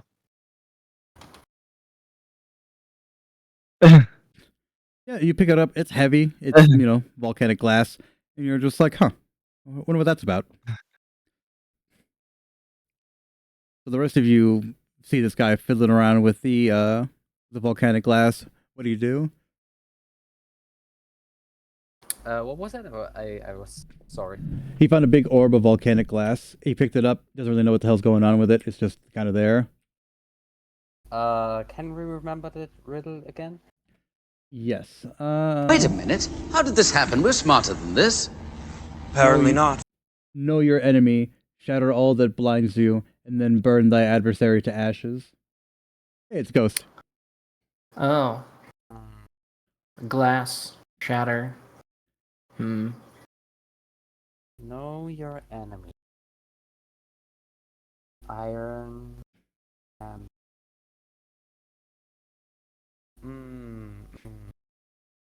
Why don't you give it a lick? No.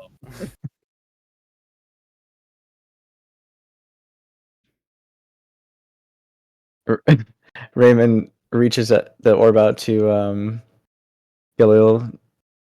Would you care to? No, thank you. Grummeljack reaches forward and he says, "What's it? Breaking things? I break. Give me. I break now." Why is Not yet. Grumblejack Russian now? I like that voice. I do it when I play Ogren. Not right now. But I want to Wait a break little. now. No. Just wait long. Just a wait little a break. little I chip. I chip. He's like, I got poking at it. When you did the "my ears are burning" voice earlier, I thought it would be kind of funny if like Grumblejack spent like one day in that mansion and just picked up like the speech patterns there. Jeez. Yeah, I can definitely do that. Just he's got the most inconsistent accent there's ever been. I dare say, chaps, we should break this glass. Yes. So we don't see shit, right? No, you're blind.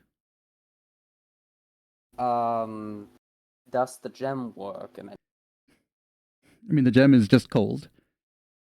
it's just cold. It's okay. Good. Yeah. Just make sure. Put it next to our drinks.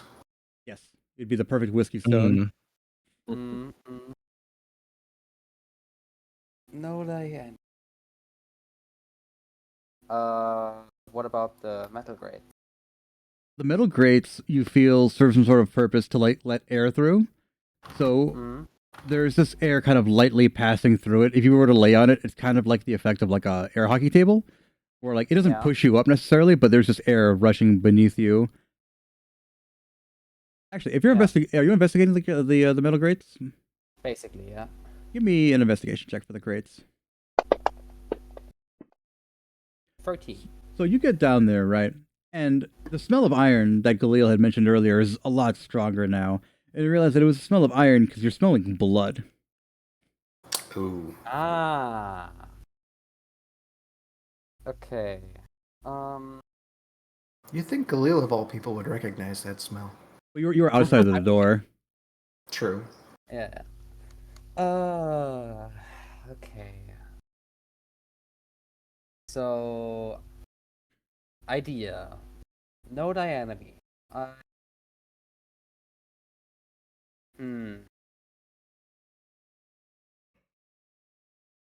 So basically, if a spell would produce like light, kind of, we'll just do it, right? Just If you pierce had the dark like a daylight even spell or something like that, yeah.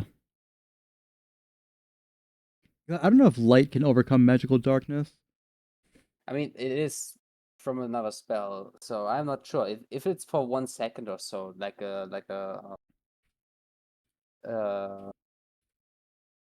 I don't know what the English word for it is.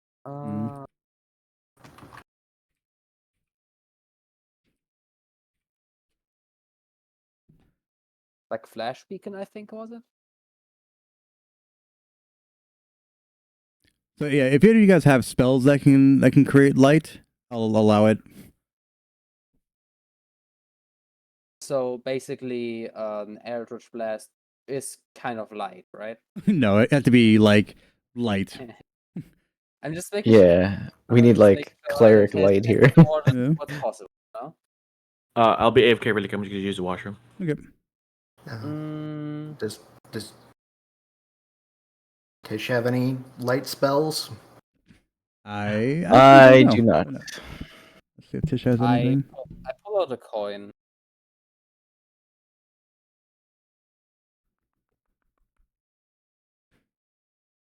She does not. I pull out a coin. I'm slipping it. Okay. Actually, I think her spells are all fucked up too.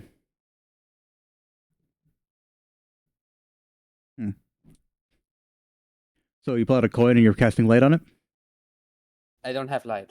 Oh, what are you doing then with the coin? I'm just dropping it through the grate. See if how deep this thing is.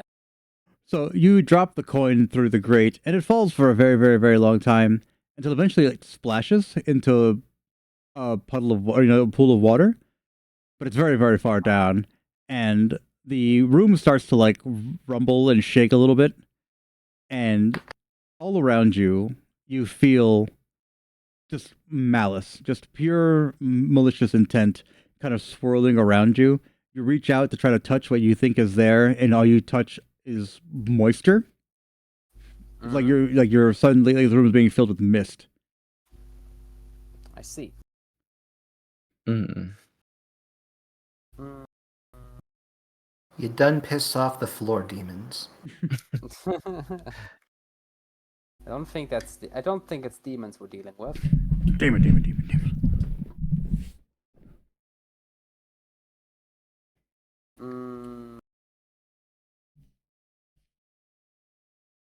I have like one idea, but that can't be it. What is the idea? Tell me. I mean, for a guess on what this one might be. My immediate thought is methods, but that can't be right. Methods? What? Yeah, methods. No. Okay. Is the orb bigger than the grates on the floor? The orb would not fit through the grates. Okay. There's Not in one piece, anyways. One Piece. The One Piece is real. Can I try getting to one of the doors? Yes. Like, yeah, okay. See if these doors are locked or So- not.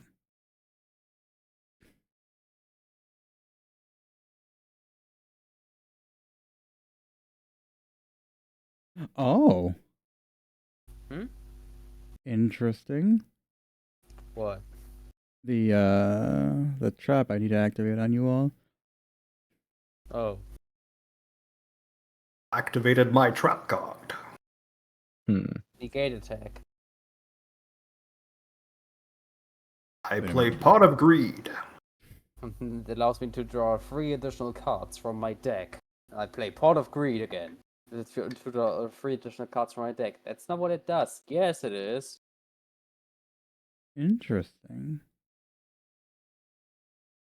I play Pot of Greed. What does it do? Okay. So, all of you need to make a very, very, very crucial DC 13 survival check right now. Survivor. Survival. Okay.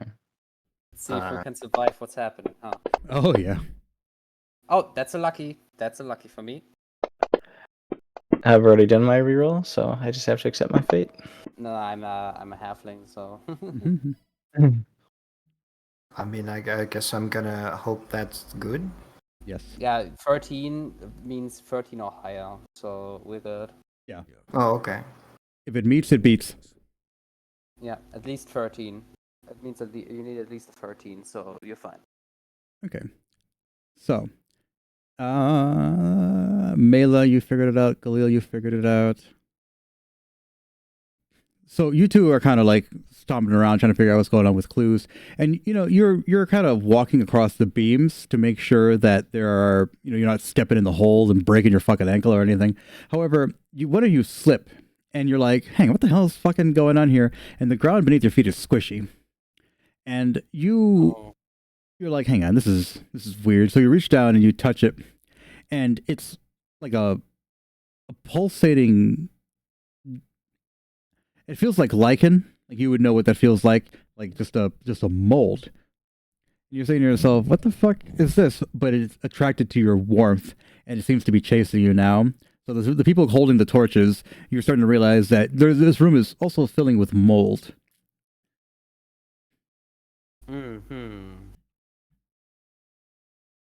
So, how fast can we get to one of the doors? Not fast enough, because the doors are also covered in mold.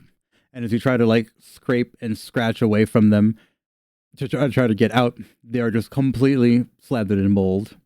I see you, John, trying to slip away. Hello, I can teleport. John teleports out of the room, leaving you all to your death. Hey, supervising. It's supervising, not super dying. Is that door even open still, or?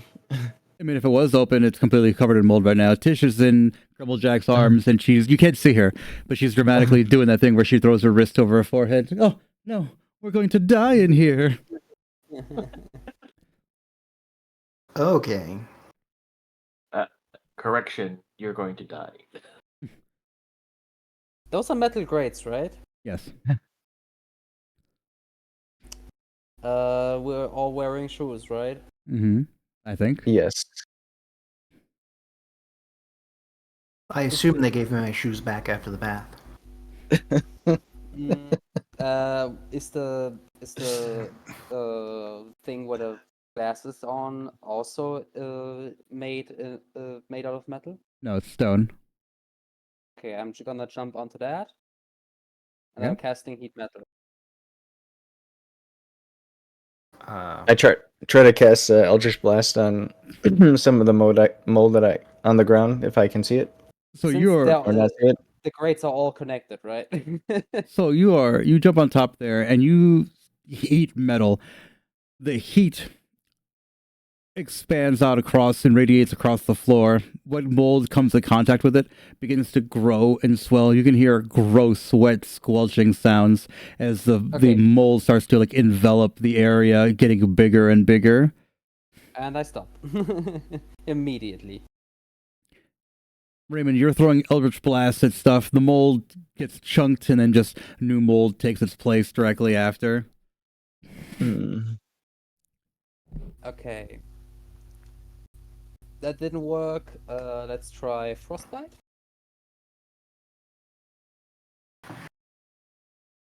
All right. So you So I'm you eat a frostbite spell where anywhere particular or just around? just anywhere. Mold is anywhere. Yeah. So you just kind of shooting wild now, just just fucking frostbite everywhere. When the frostbite comes into contact with the mold, it immediately turns into brittle glass and just shatters. Aha!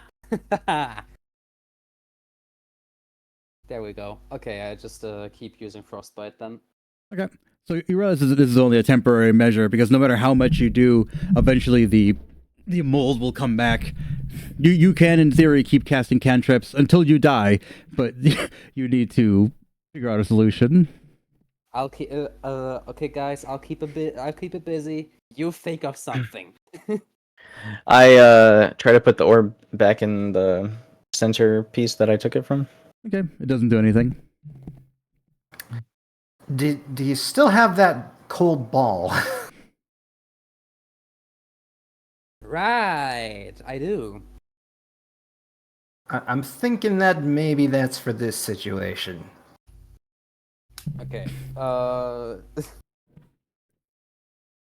don't know if this is like a you throw it and it breaks open situation, or I don't know. Unlike the orb, the gem will fit through the cracks in the ground. So you have to be very careful where you throw it because you could just yeet your only chance of not dying. Listen, I will throw it. I am still sitting on top of the thing.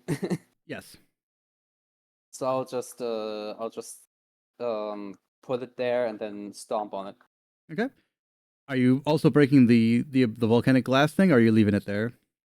I'm leaving it. Okay. Wait, so how are you going to do that then? Are you going to like pick it up and then step on it? Yeah. Give me an acrobatics. Oh, Of course. Uh-oh. I was fully Uh-oh. prepared. I was fully prepared for this. Well, it's like it's on a stone dais, and you got to like. Oh, damn, that was almost the one, too. 10. Yes. 10. So you pick it up and you're like rolling thunder and do like a fucking like rolling heel kick onto the gem. It shatters and you feel how it feels to chew five gum. Your lungs are just like and the entire room just goes icy cold. You can hear the crinkle tinkles of the freshly frozen mold. You feel like these are gonna hold them there for a little while. Now the room continues to grumble and roam and moan, and eventually the frozen mist that's been swirling around you booms. What are you doing? Trying to live. We're taking care of a mold infestation. He's like, what you're doing is disrupting my sleep. Oh, pardon us then. If you'll just show us the exit, we'll be on our way. The mold, or not the mold, the darkness just kind of like laughs all around you. He's like, fools, you are here to be a sacrifice. I am here to eat you. Unless, of course, you Oh. can give me something I require. Then what do you require?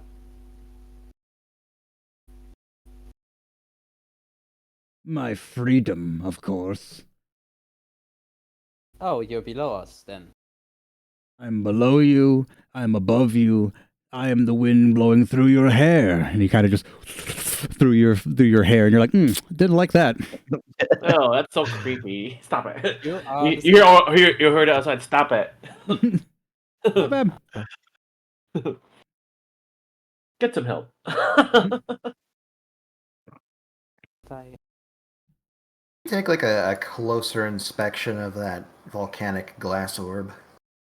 So you look at the volcanic glass orb. Give me an Arcana check. It's very clearly magical of some kind.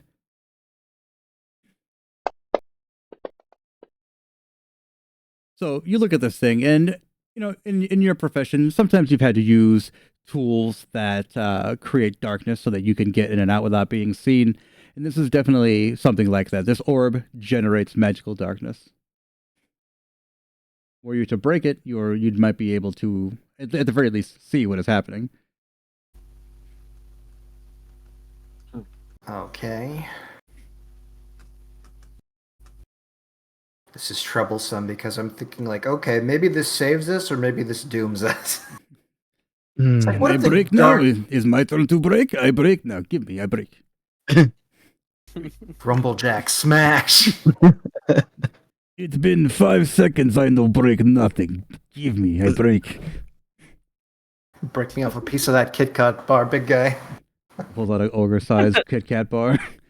I am Just not like me this. when I'm hungry. Grab sneakers. It's just like the size of Gilliel. Yep. the size of anyone except Erda and Raymond for that matter. Yeah, so Gomazack is kind of like in the dark, just swatting at you, trying to grab the orb Galil, but you have it in your hands. Okay, calm down. Here you go. Just kind of like hand it towards him. He's like, I can break? I'm asking for confirmation to break. Is everybody like Mela, Raymond? You guys good with this? I suppose our options are dwindling. Go ahead. You can't see it, but he does the Hulk smirk from Avengers. And he's like, Hulk, smash. Oh, smash. So he just he puts it back onto the dais and then just double axe handles it. It shatters, and instantaneously the room is fucking filled with light again. You're able to see your torches, and the mist is like, no! God damn it! What? What? We want to see.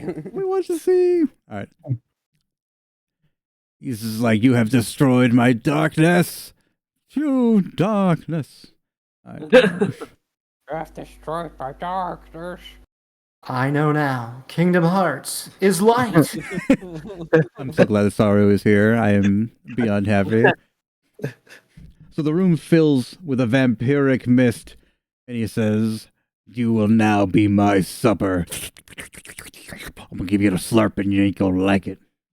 All right. Mhm. You hear a order again. Stop it. Get Yes. some help. They got a magical wind spell.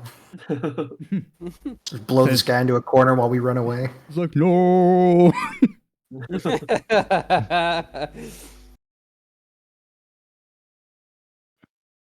Okay. So now that the door is open, you see that there is a door to the north and a door to the east.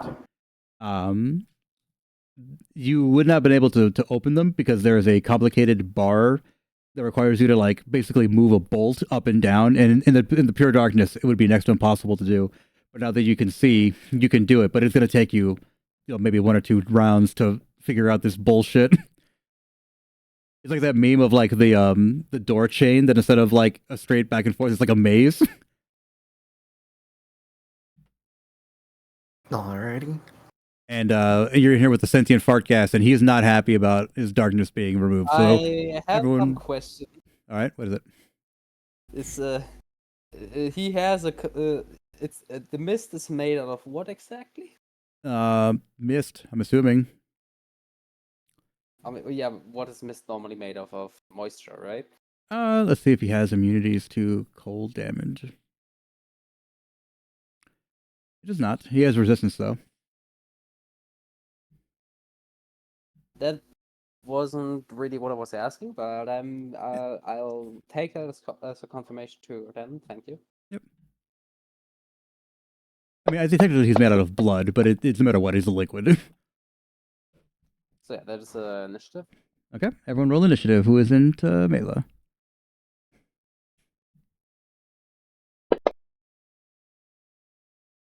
Oop. What is Giant Crab say? Get out of here, Giant Crab.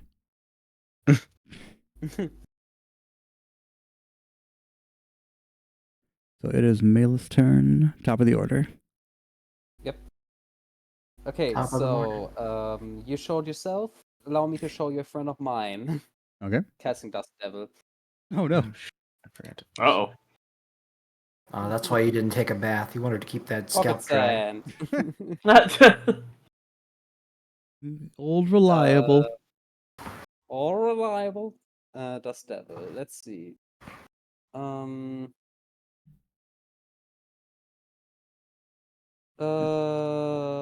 do I cast this again? I'm just gonna cast it over here.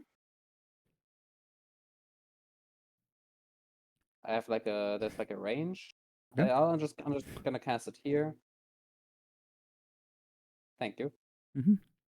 Yeah, that works. Yeah, thank you. There you go. Now you have all of its who he has.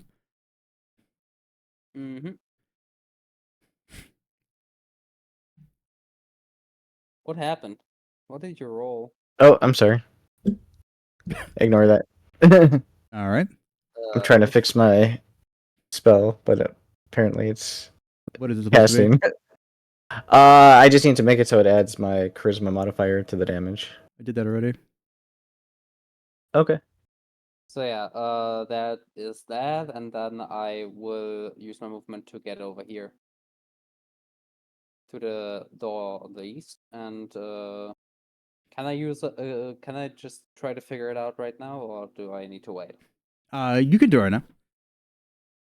And by the way, I'm like spawning it right in your range. Yep. Yeah, your Eldritch Blast is 1d10 plus 5. Does it increase at level 5? How many d10s it does? I believe it does. Let me check it real quickly. So that would be I just get 2 beams at 5th level, so it's a whole nother 1d10. 1d10? Yeah, so it'd be 2d10. Yeah. Okay. Alright, and what are you doing, Lassie? in a moment. Mhm.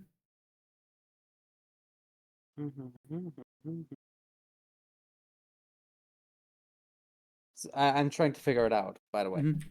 that's what I mean. So what do I do? Give me an intelligence check.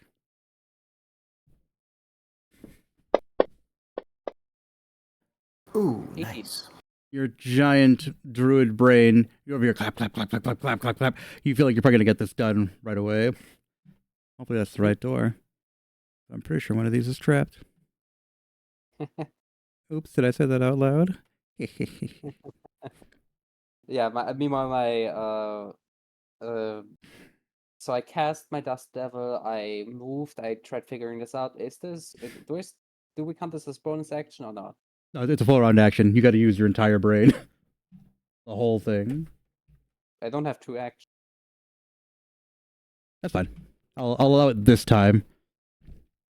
Pocket Sand, I'll count it as a bonus action. So that's your turn, right? That is my turn. Okay. Wow. Galil, you are now face to face with a sentient fart. It is now fighting a dust devil. And they're just kind of buzzing around each other. What do?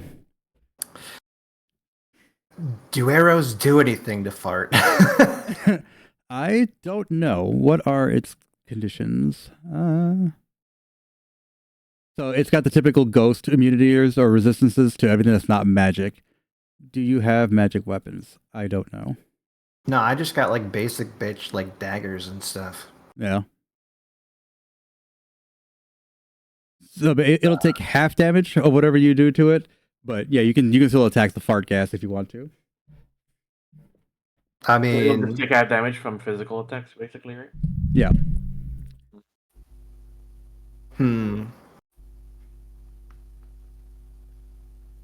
would it speed it up any if I help Mela out? Yes. Absolutely. If you're a Okay. smart character, it would absolutely help that.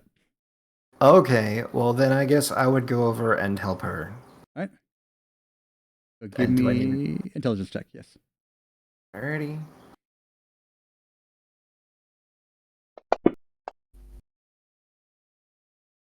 Excellent. So, have you ever seen hacking on like cop shows where everyone's clicking and clacking, and then someone scoots over and they both on the same keyboard start typing? Yeah. That's what's happening right here. You guys are just fucking figuring it out. And it's one of those things where like Mela can't reach something because it's too high, but then she just stands on your shoulders, and then you're able to fucking reach every single thing you need to do. The door flies open. Well, the lock itself gets removed, so you guys all you need to do is lift the bar up, and you're free to go. Erda, you're here. And you're kind of like just there behind the frozen mold. Can I like break the door open now or no? Yeah, give me a strength check. Uh-oh. Oh, never mind. So like the Kool-Aid man, Erda, oh yeah, just bursts in, covered in frozen mold, and then just is that a fart cloud? I was like, oh, it's you again. The dust or the fart cloud is like, release me. Or just ignores the fart cloud and just goes next to Tish. Tish is in Grumblejack's arms, and she's just like, oh no, I was so scared. Looking at you with like one eye open. Or just tries not hard to roll her eyes. I think I'll just use a short bow. I don't want to get too close. Okay. I know it's gonna be half damage, but what can you do? Check the fart cloud. You hit. Yep. Nope. The fart cloud is like, damn it, I'm a fart cloud. How does that work? Actually, oh yeah, none of you have your good stuff yet. Displace Yeah, my molecules. The Dust Devil is doing whatever it is Dust Devils do. I Another mean, yeah, it is just it's basically just standing there. But since we do it like this, right? Since we use it like this, let's say that when the Dust Devil's turn ends, it's just duster damage. Would that be okay? I'm replacing your Dust Devil with a Dust Mephit, so it actually has things that it can do. So feel free to use those things. Yeah, I was. That's why I was kind of asking. That's why. Go for it. It is your turn. I am going to. Wait, what? So there's they have one action, right? Yes. Yeah, I'm going to try and use summon methods. Okay. Which is a once per day thing. It's a 25% chance, so on a 15 or higher.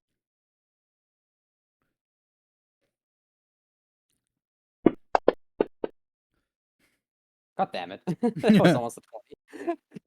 So yeah, he doesn't do it. He doesn't do anything. Right. So the Mephit kind of flies around, suffer like G did, and then nothing happens. Yeah. Right. The vampiric mist is like, I'm gonna eat ya, and he tries to give him the schlorp. All right. Give him the Gawk 3000. Needs at least a 12.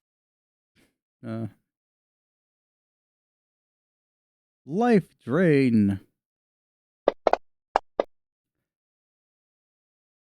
He fails. Wow. Your Dust Devil's not feeling very good. He's like, oh. Yeah, he's dead. Is he? 70 hit points, it says. Unless you gave him the full ones.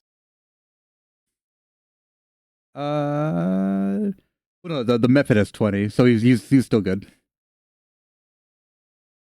All right, so the mist that For me, it says the method has 5d6 HP, and on my thing it says 17. That's why I'm is no, he's got 30. okay. Yep. Yeah, then he gave him a max HP. Okay, Yeah. good to know. So that's Tisha's turn, and she's just like, ugh, I'm so bored of this. Magic missile.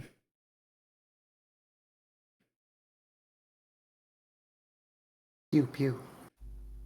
But of course, this is Tish, so she's gonna do it a little extra. All right.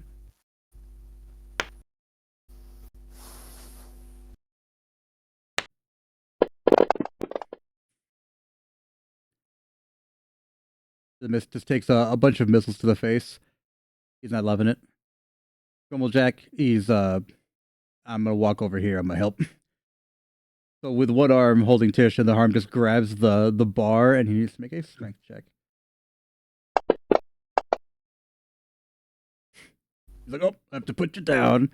And Tish is like, "No." So now they're kind of just like fighting with each other. Raymond, All right. Let's do.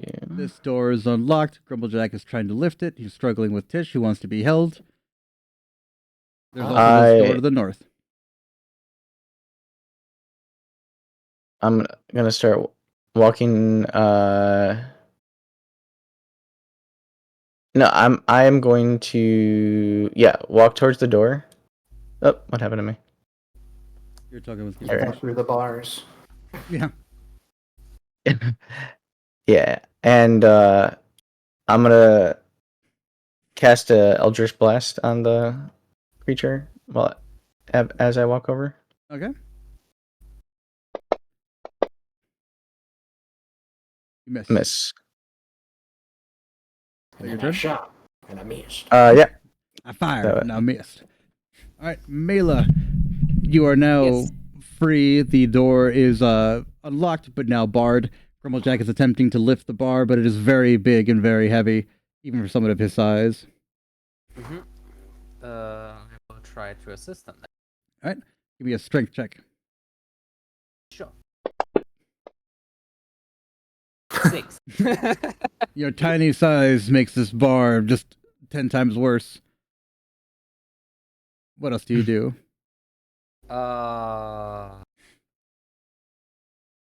Can I try again? Yes. Okay. I will just 10. I mean, that's the minimum to get it moving. So you grab it and it slips through your fingers, and you're like, no, not like this. You squat down and you grab it and you lift, and it's kind of just heaving up off the edge. Galil. Would it do anything if I just, gave Grumblejack an assuring pat? Yeah, absolutely. Like, you can do it. I believe in you. Don't Grumblejack let now. your dreams be dreams. Grumblejack is now incredibly confident. He feels like he could probably do it on his turn. Erda, what are you doing? Just so can I just move a bit closer to the door just in case, and I'll just shoot again, short bow. Okay.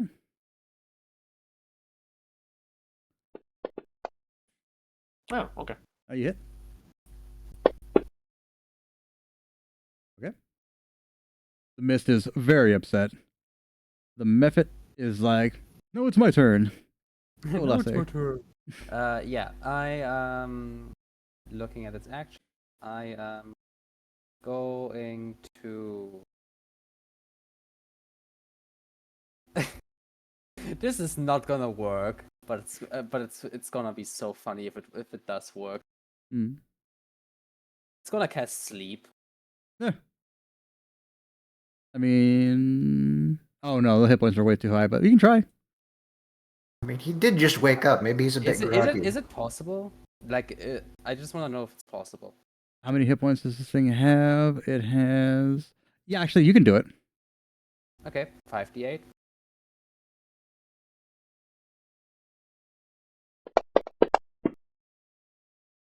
$14. That doesn't do it.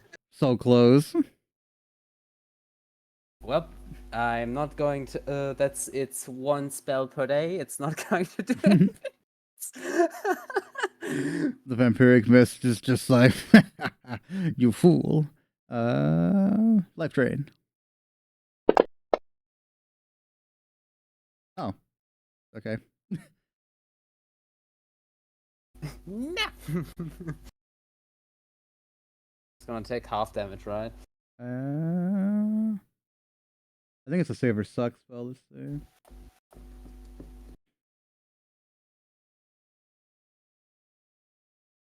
Yeah, it. You have to either succeed or fail. So it tries Yeah, to give him the schlorp and just did not. So it's just like this again. I'm bored. Yeah, I'll do some more magic missile. Why not? honestly, I like that we reflavored Dust Devil into this. Yeah. It's very good.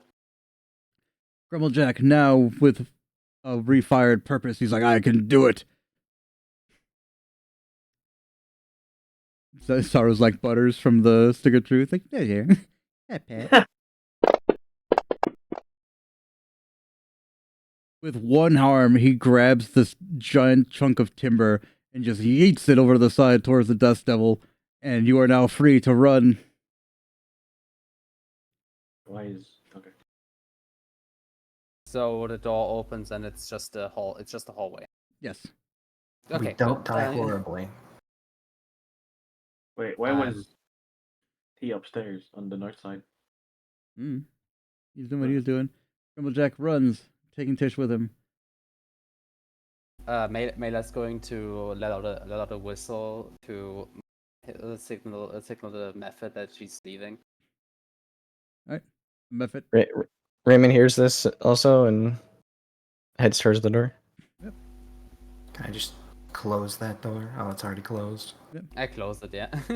So as you run and you try to close it, the guy's like, no! And it's just you hear it being very upset, but unable to leave. So yeah, the method will now disappear because it is only lasting for 1 minute. It doesn't have a hat, but if it did, it would tip it and then leaves. So now you are in another cold stone hallway. It is an L-shaped hallway that leads up to the top here. Are there traps? Let's find out. All right. Investigation. Investigation. Investigation.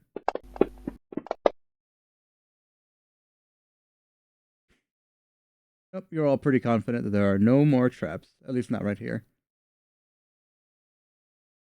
And your confidence was rewarded. Nothing attacks you. Yet. All right. Yeah, at least not in this hallway anyway. Okay. Maybe the fart cloud will get lucky and I'll get that food you guys didn't get. Right. All right. So you approach this door, and above the chamber there is another embossed plaque, and the plaque reads, "Though the chosen are revealed by their might, the weak deserve no sympathy." By their might, the weak deserve no sympathy.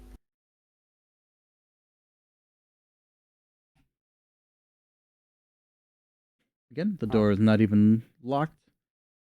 So as you walk inside there, you look at the ground. It is full of deep gouges and scratches, as if large, heavy objects were dragged across it several times at high speed. Something here is not good. Can I investigate? Yes. So without having to roll for it, you look down at the ground, and you see again deep gouges, deep scratches, and what appears to be flecks of metal. And hanging above the ceiling are 3 humanoid shapes that are just kind of suspended up in the air, like on a harness or a hook. You're not entirely sure what's up with that.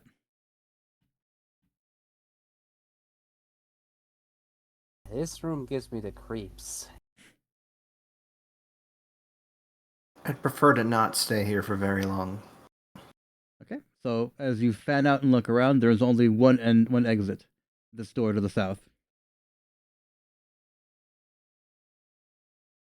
We deserve no sun.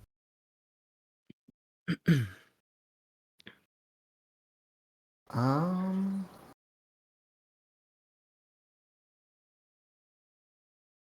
can we like investigate the walls for structural weakness? Without having to roll, you see the walls are fairly sturdy despite the damage they've taken. It's actually a testament to how strong they are that they've taken such significant blows. There are impact craters, there are deep gouges, chunks of metal, flecks of blood. Whatever the hell happens in this room, you don't want to be here when it's happening. Okay. Thought this might have been like a make your own exit kind of room. Oh no, not even a little bit. So the door's locked, I assume? Yeah, Raymond wants to go investigate the door, see if he can open it. So you can see the door, and it's not even like closed fully. It's open, or it's ajar. However, as you go to open the door, the metal things above you begin to creak and groan and just slam down to the ground. Let me just hold you. And do we know what these things are? They In a look moment, like I assume. they look like bipedal humanoids. I just gotta get the things for them. Try to get the picture. Yeah. However, there's one here. Right now, they're imposing letters of the alphabet.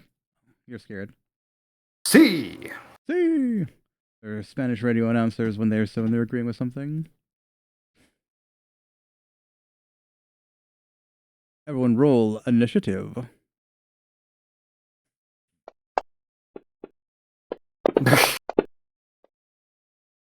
Ten. I go tomorrow.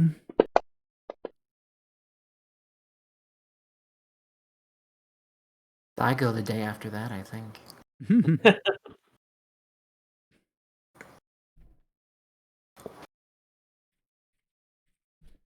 Okay. I have to pee really bad. Yeah, go pee. Go pee. Go for it.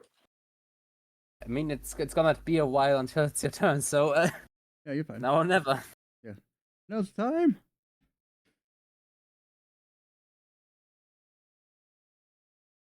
I gotta move the folder over. I wish I could just drag things from other elements and throw them in here.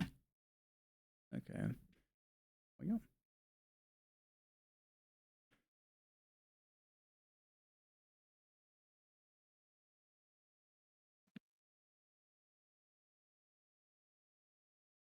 There you go. Can you see the monsters or not? No, we can't. Nope. I Now just we do. nope. Wait. Okay, now we do. Yeah. For some reason, they're incredibly small. We just, Small boy. yeah. Yeah. Ooh.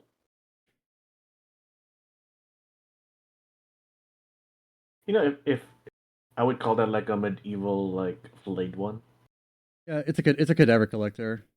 Yeah. I was saying, but the art alone looks like a like if it's a Warhammer Fantasy. Oh, that's a flayed one. Yeah. So they drop to the ground, and with creaking gears and groaning voices, "You are weak. You will be judged." Whose turn is it? Erda. So how many hit points do these things have?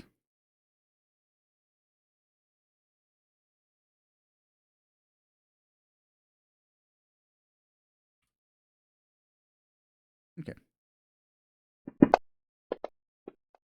Oops, it's not gonna hit. Miss. And wait, forgot.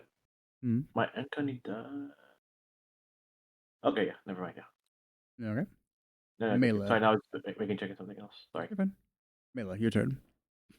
I would love to cast heat metal.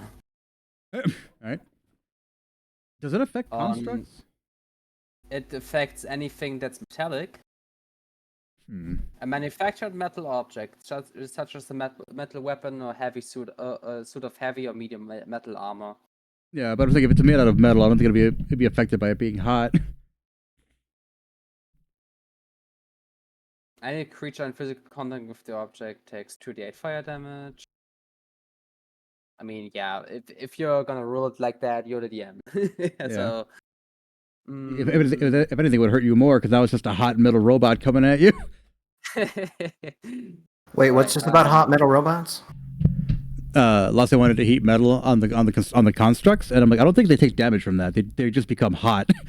So then when it hits you, it's a fucking hot metal robot. It's like the scene from Revengeance again.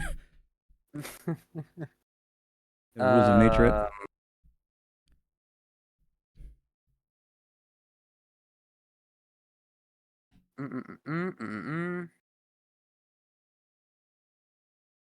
So how loose is the ground?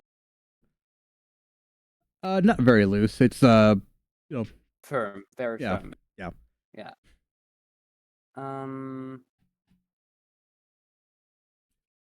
Yeah, I'm gonna Eldritch Blast. Okay. That will be.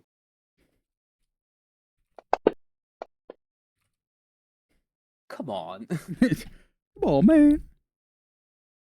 That doesn't hit. No, it does not. What other armor It's class? 2 blasts though, isn't it? Yes. 2 beams at 5th level, so I'm just gonna roll that again. Mhm. Oh, that's even worse. You just missed it too. Their armor class is 13. All right, so Tish, he's gonna go to old reliable, and I'm just going to go into the middle before I go. Yeah. Magical missile. so she just pummels ones to death, and she's like, "Come on, guys, get it together." Wait, what the fuck? Grumblejack is like, "Good, I follow instruction," and he kind of swings his giant club at this guy.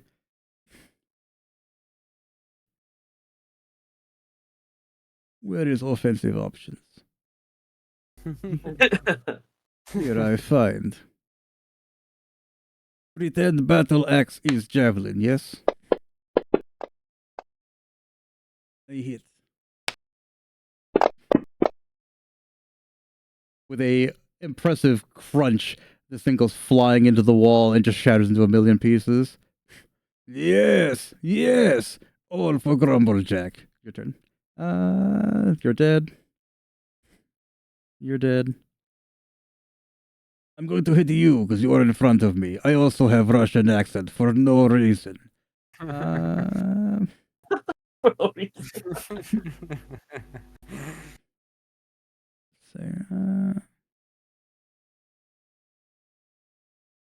Oh, this creature's body is also incredibly hot. Any creature that touches it or hits it with a melee attack takes 1d10 fire damage.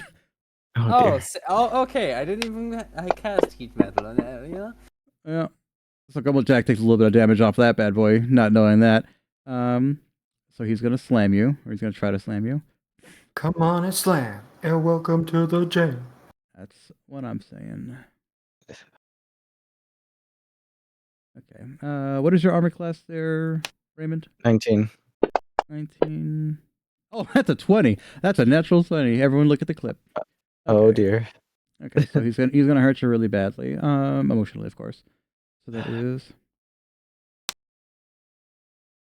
Hi, Raymond. You take 12 damage off the top, and then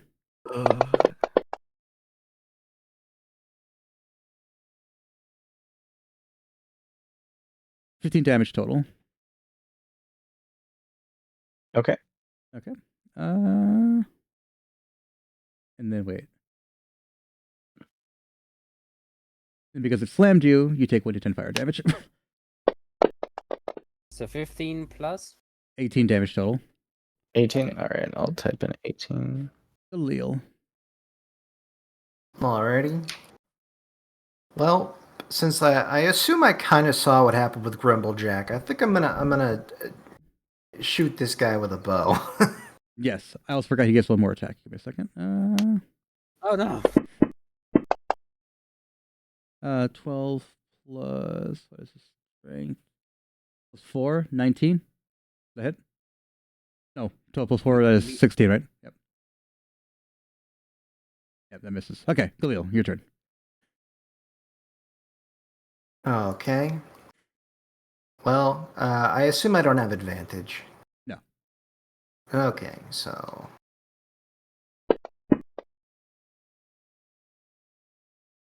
I mean, does that hit? It hits. Yeah, it's the AC is 13, so it hits. Yeah, actually, Oh, give, okay. give yourself sneak attack damage because I forgot this guy's right here in melee with him. Oh, okay. Yeah. Uh,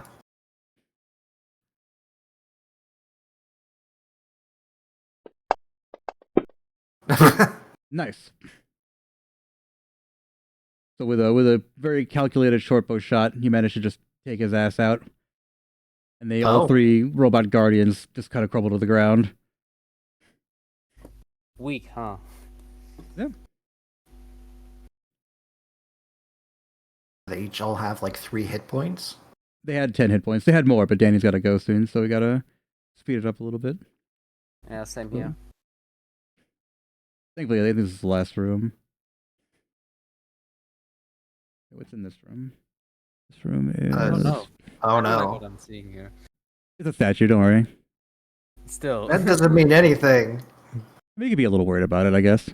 Maybe it's not a real dragon, but it's still a dragon. Okay. Don't worry about the dragon, because there's the whole thing that we won't have time for. You trip and fall and bonk your heads. It's crazy, and you end up in the final stage of the dungeon. Yeah. So, Okay. Where are we? you got The isekai. hallway. You got isekai into another hallway with your cell phone. So you are. Oh, Oh God. Did you see that manga about that? There was a manga about that. It would not surprise me. Okay, so No, legit. I'll show you that one. like I said, I believe you. You see someone with a cell phone. I didn't know you were an artificer.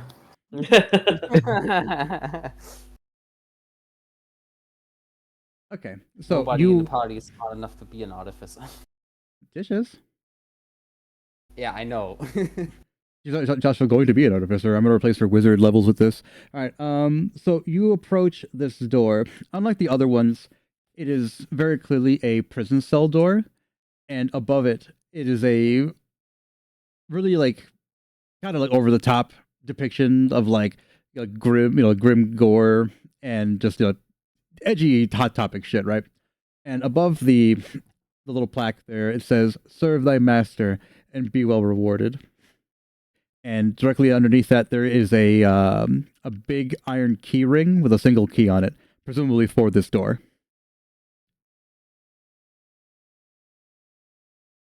You just give Tish a long flat look. She looks at you back and she says, "Oh, are we having a staring contest?" He kind of just gets in ready. So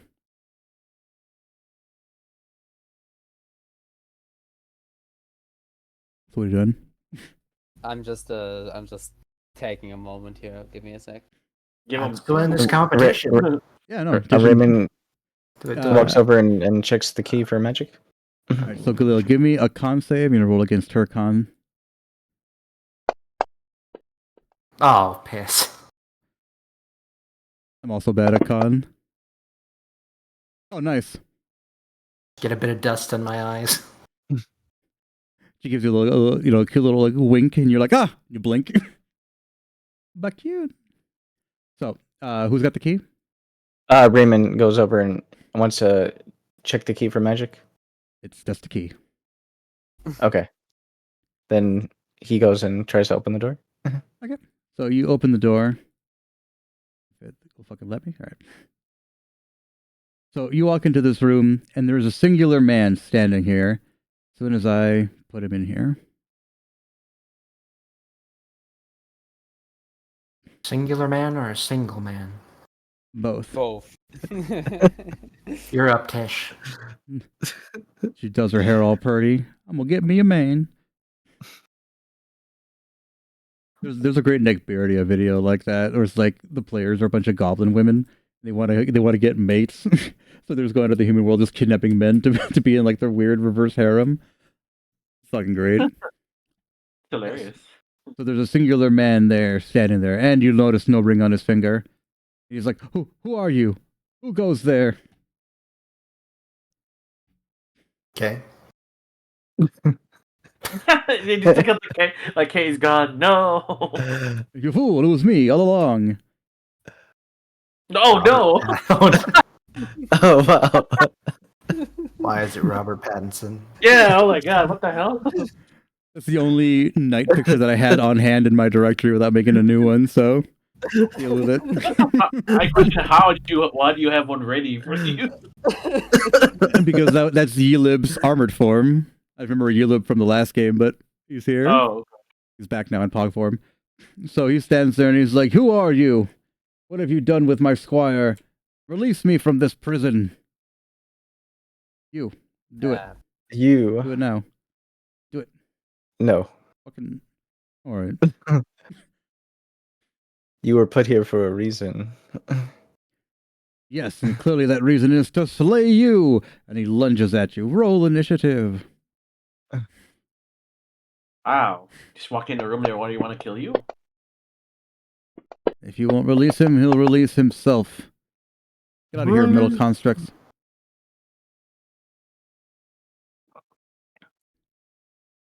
Oh man, he goes tomorrow. Galil, it is your turn. Okay then. Fresh off that staring contest, you're full of fire. You're ready to go. Okay. Collect Well, I think I'm dust. just gonna I'm just sick of today already. I'm just gonna rush in here. I have like a once a day thing. Mhm. Fury of the Mhm. Yeah. So do I just like apply that to myself and then check damage on daggers? I think so. Let me see. Fury of the Small.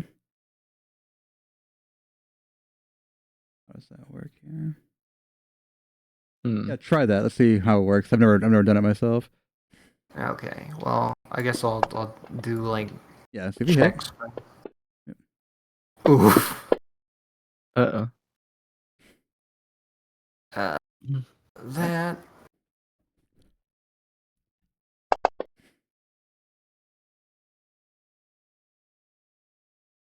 And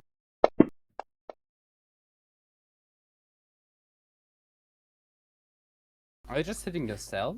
I think you. Yeah, so I think you got to apply the Fury of the Small to the enemy you're fighting. oh, okay. Yeah, no, you're fine. We're all learning here. Remove that. You haven't taken any damage, right? No. Okay, there you go.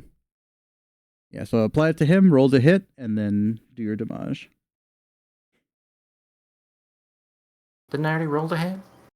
You were testing it out. I'll let you go. Okay. There you go. I see you hit. Now, yeah, put the Fury of the Small damage on him, and then roll your damage. Okay. Yeah, so you run up on him like a spider monkey, and you start shanking away. He's not feeling it. He's not having a good time. Goldman Jack is like, "Get out of the way. I'll show you how it's done." Kind of just scooches by. Winds up his giant axe. "I'm gonna hit ya." But I missed. Reload. Knocks the axe head off, puts a new one on. Hold on a minute. Oh no. Technical accent. Alright. Mela, it is your turn. There is an Yes. intense melee happening in the next room. Okay. He's wearing armor, right? Oh no. Oh no. You just want to use that heat metal so bad. Yeah, he does. Yeah, he does. You're giving him the perfect opportunity to use it. Yeah, So no, use it. Absolutely. So yeah, I will cast heat metal on 3rd level, meaning Oh. that will be 3 Oh. fire damage now, and if he doesn't, he can't drop his armor, can he? No, he cannot. Oh. So Oh, yeah, dear. until he Especially if does that's old that, school medieval armor. yeah, until he does that, he'll take a little bit of damage. At least Ori just kills him quickly. He just wants to. This and this. So that will be 9 damage total. Oof. Wait, how come I don't? Oh, you got the. Oh man, he's gonna die. He's having a bad time. Okay. Erda. And as yeah, that's it. Sorry. Does that count as a sneak attack if he's already with other people too, or Yes. no? Yeah, If, yeah, yeah. that always Yeah. counts. If you have an ally in melee with that person, you running up on them gives you advantage, so you get sneak attack. Roll with advantage too. Okie dokie. Also, can you blame me? I chose No. the spell exactly for moments like this. Yeah, no, absolutely. I learned the magic and I'm going to use it. 100%. There's 15 There's hit. spells I still need to make 15 work misses. somehow, but Damn. you know. Okay. Yeah, so he's flailing around now. He's having a bad time, but just with his constant flailing, he manages to avoid your attacks. He's doing that meme where he's like swinging his hips side to side, and you're trying to stab him, but he keeps missing. All right. So he's enraged and in pain, draws his great sword, and with a mighty shout, says, "I will defeat you all, you little man." I'd like to Ah. see a try, little pretty boy. That's what you can see, little man too. Like, what do you mean? He's taller than you. Oof. He brings down his sword, and then he swings it around again.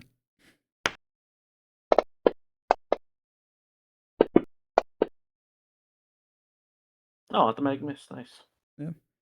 So he just missed on that one. So he hurt you pretty hard. But how he's the combination of getting attacked by multiple people and his suit of armor hurting him. He's like, oh. Tish stands in the doorway, laughing maniacally, just holding her head, doing the yandere fucking dot gif image. And then she says, "You fool. Omae wamo." Do I have to make it a ranged That's attack? how big the room was. No, she wouldn't cast a fireball with Grubblejack in there.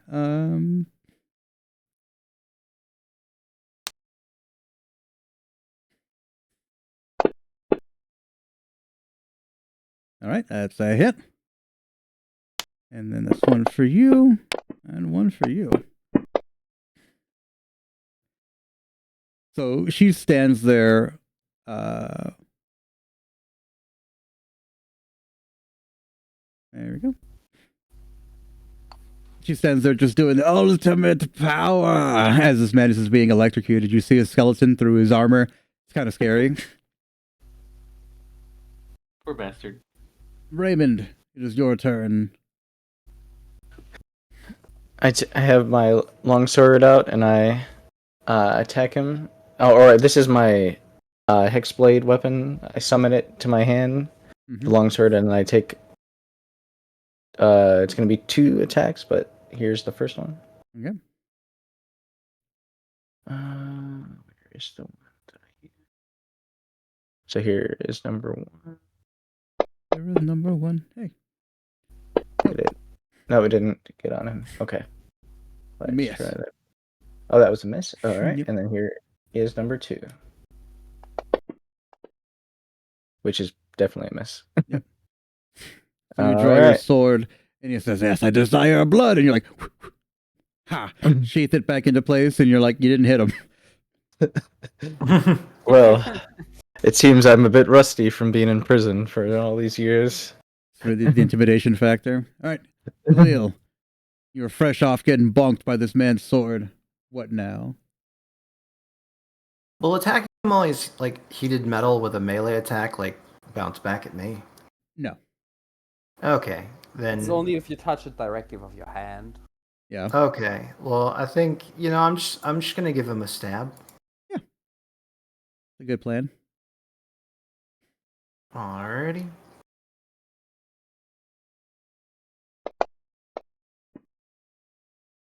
$16, that misses. Okay. Gotta choose my left hand then. Roll with advantage. Roll it again. Okay. Yeah, remember you got allies in coherency. All right. Oh, there we go. Yeah, so he's trying to do that hip dodge you did on Erda, but it wasn't working for you. You just stab him, give him the old sneak attack. Alrighty.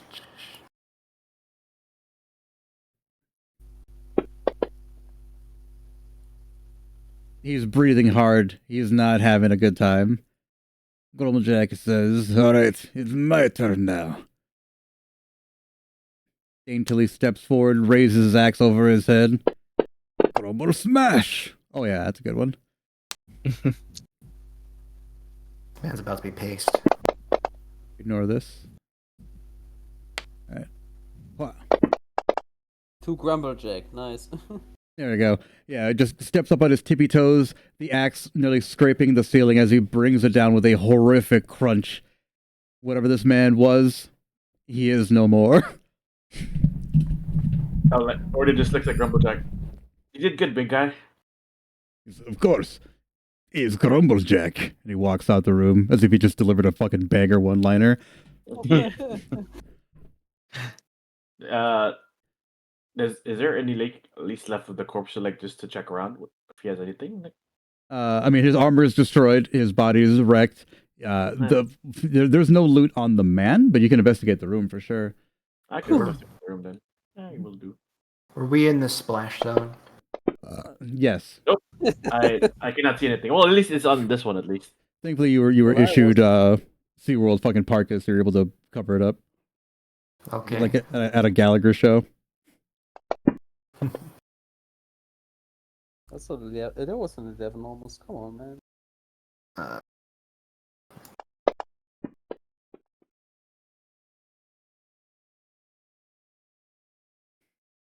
All right, so you look around the room, and there's not really much of anything of note in here. This is clearly just like a sacrificial chamber, essentially meant for this guy. However, you do find on the table over here, you find a pendant that is surprisingly well maintained. It's on a like a napkin or a cloth of incredibly high grade silk.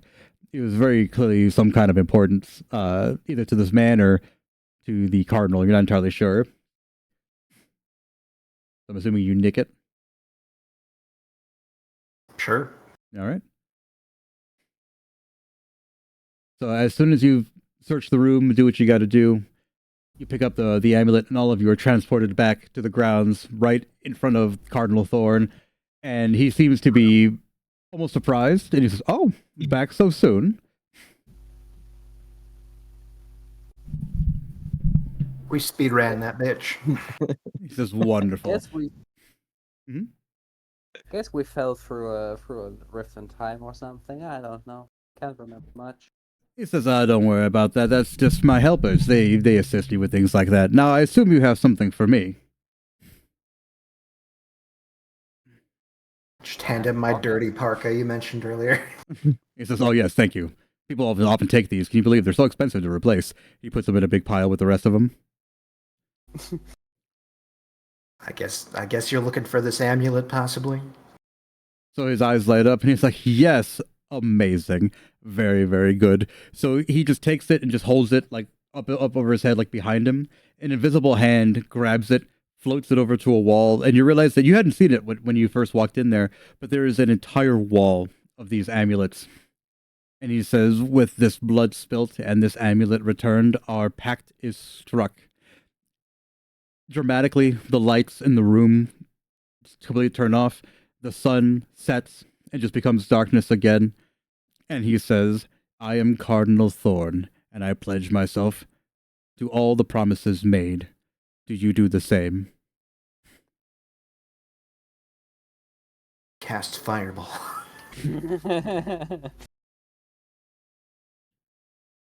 Yeah, sure, might as well. This feels like the sort of situation where if you disagree, you die. Right? So he says, "Through word and deed, our pact is struck. Over the next several days, I will instruct you on your mission. I will give you all the resources you require. I only ask for your loyalty and your unerring aim. Are we in agreement?" I think so. Then you just kind of like look at him vaguely. All of you make a wisdom saving throw. All of us? Everyone. Everyone. No, I will. You said use- wisdom saving? Wisdom saving throw. Wisdom save, yes. I'll use a free reroll. Uh, 10, 12, 10. There you go. 12. Okay. can I use my like one reroll? 10, 12, 10, Yeah. 12. Oh, that was almost the 501. I know. I was like, damn. So all of you feel like a sliver in your mind, like a little nail being jammed in there as if it were like a thorn. And he says to you, with this, I can see your every thought. You can see every of my thought. I can see through your eyes. You can see through mine. We are intertwined now. We are a bramble of thorns. Do you understand? Makes sense. I nod. Thinking And of then- tacos. You think of tacos, he thinks of recipes for tacos. You are now armed with the most delicious taco recipe in the entire world. He gives you a very like just even though you're all bad people, this guy upsets you a little bit. He kind of like looks down and smiles, and then just looks up again, and everything is back to the way that it was before. The sun is shining, the birds are singing. Today's the day. The tank is clean, and that's where we'll call it Tastes for like today. these kids like you. Yeah. All right. So everyone who is not doing anything later, you're free to go. Get some sleep, Lasse. Yeah. I'm going off the air now. Good night, everyone. Night. Thanks Bye-bye. people who joined. And yeah, that was will fun. be everything for tonight. Thank you. Later. Yeah, when you said that, sorry, that was a good call. I was thinking about the mask meme. Oh yeah. Yeah, I was like, oh yeah, that's the mask meme. Hip swaying. Mhm. All right. Okay. I've been Paladin. These have been my friends, and I will see you guys next time. Good night.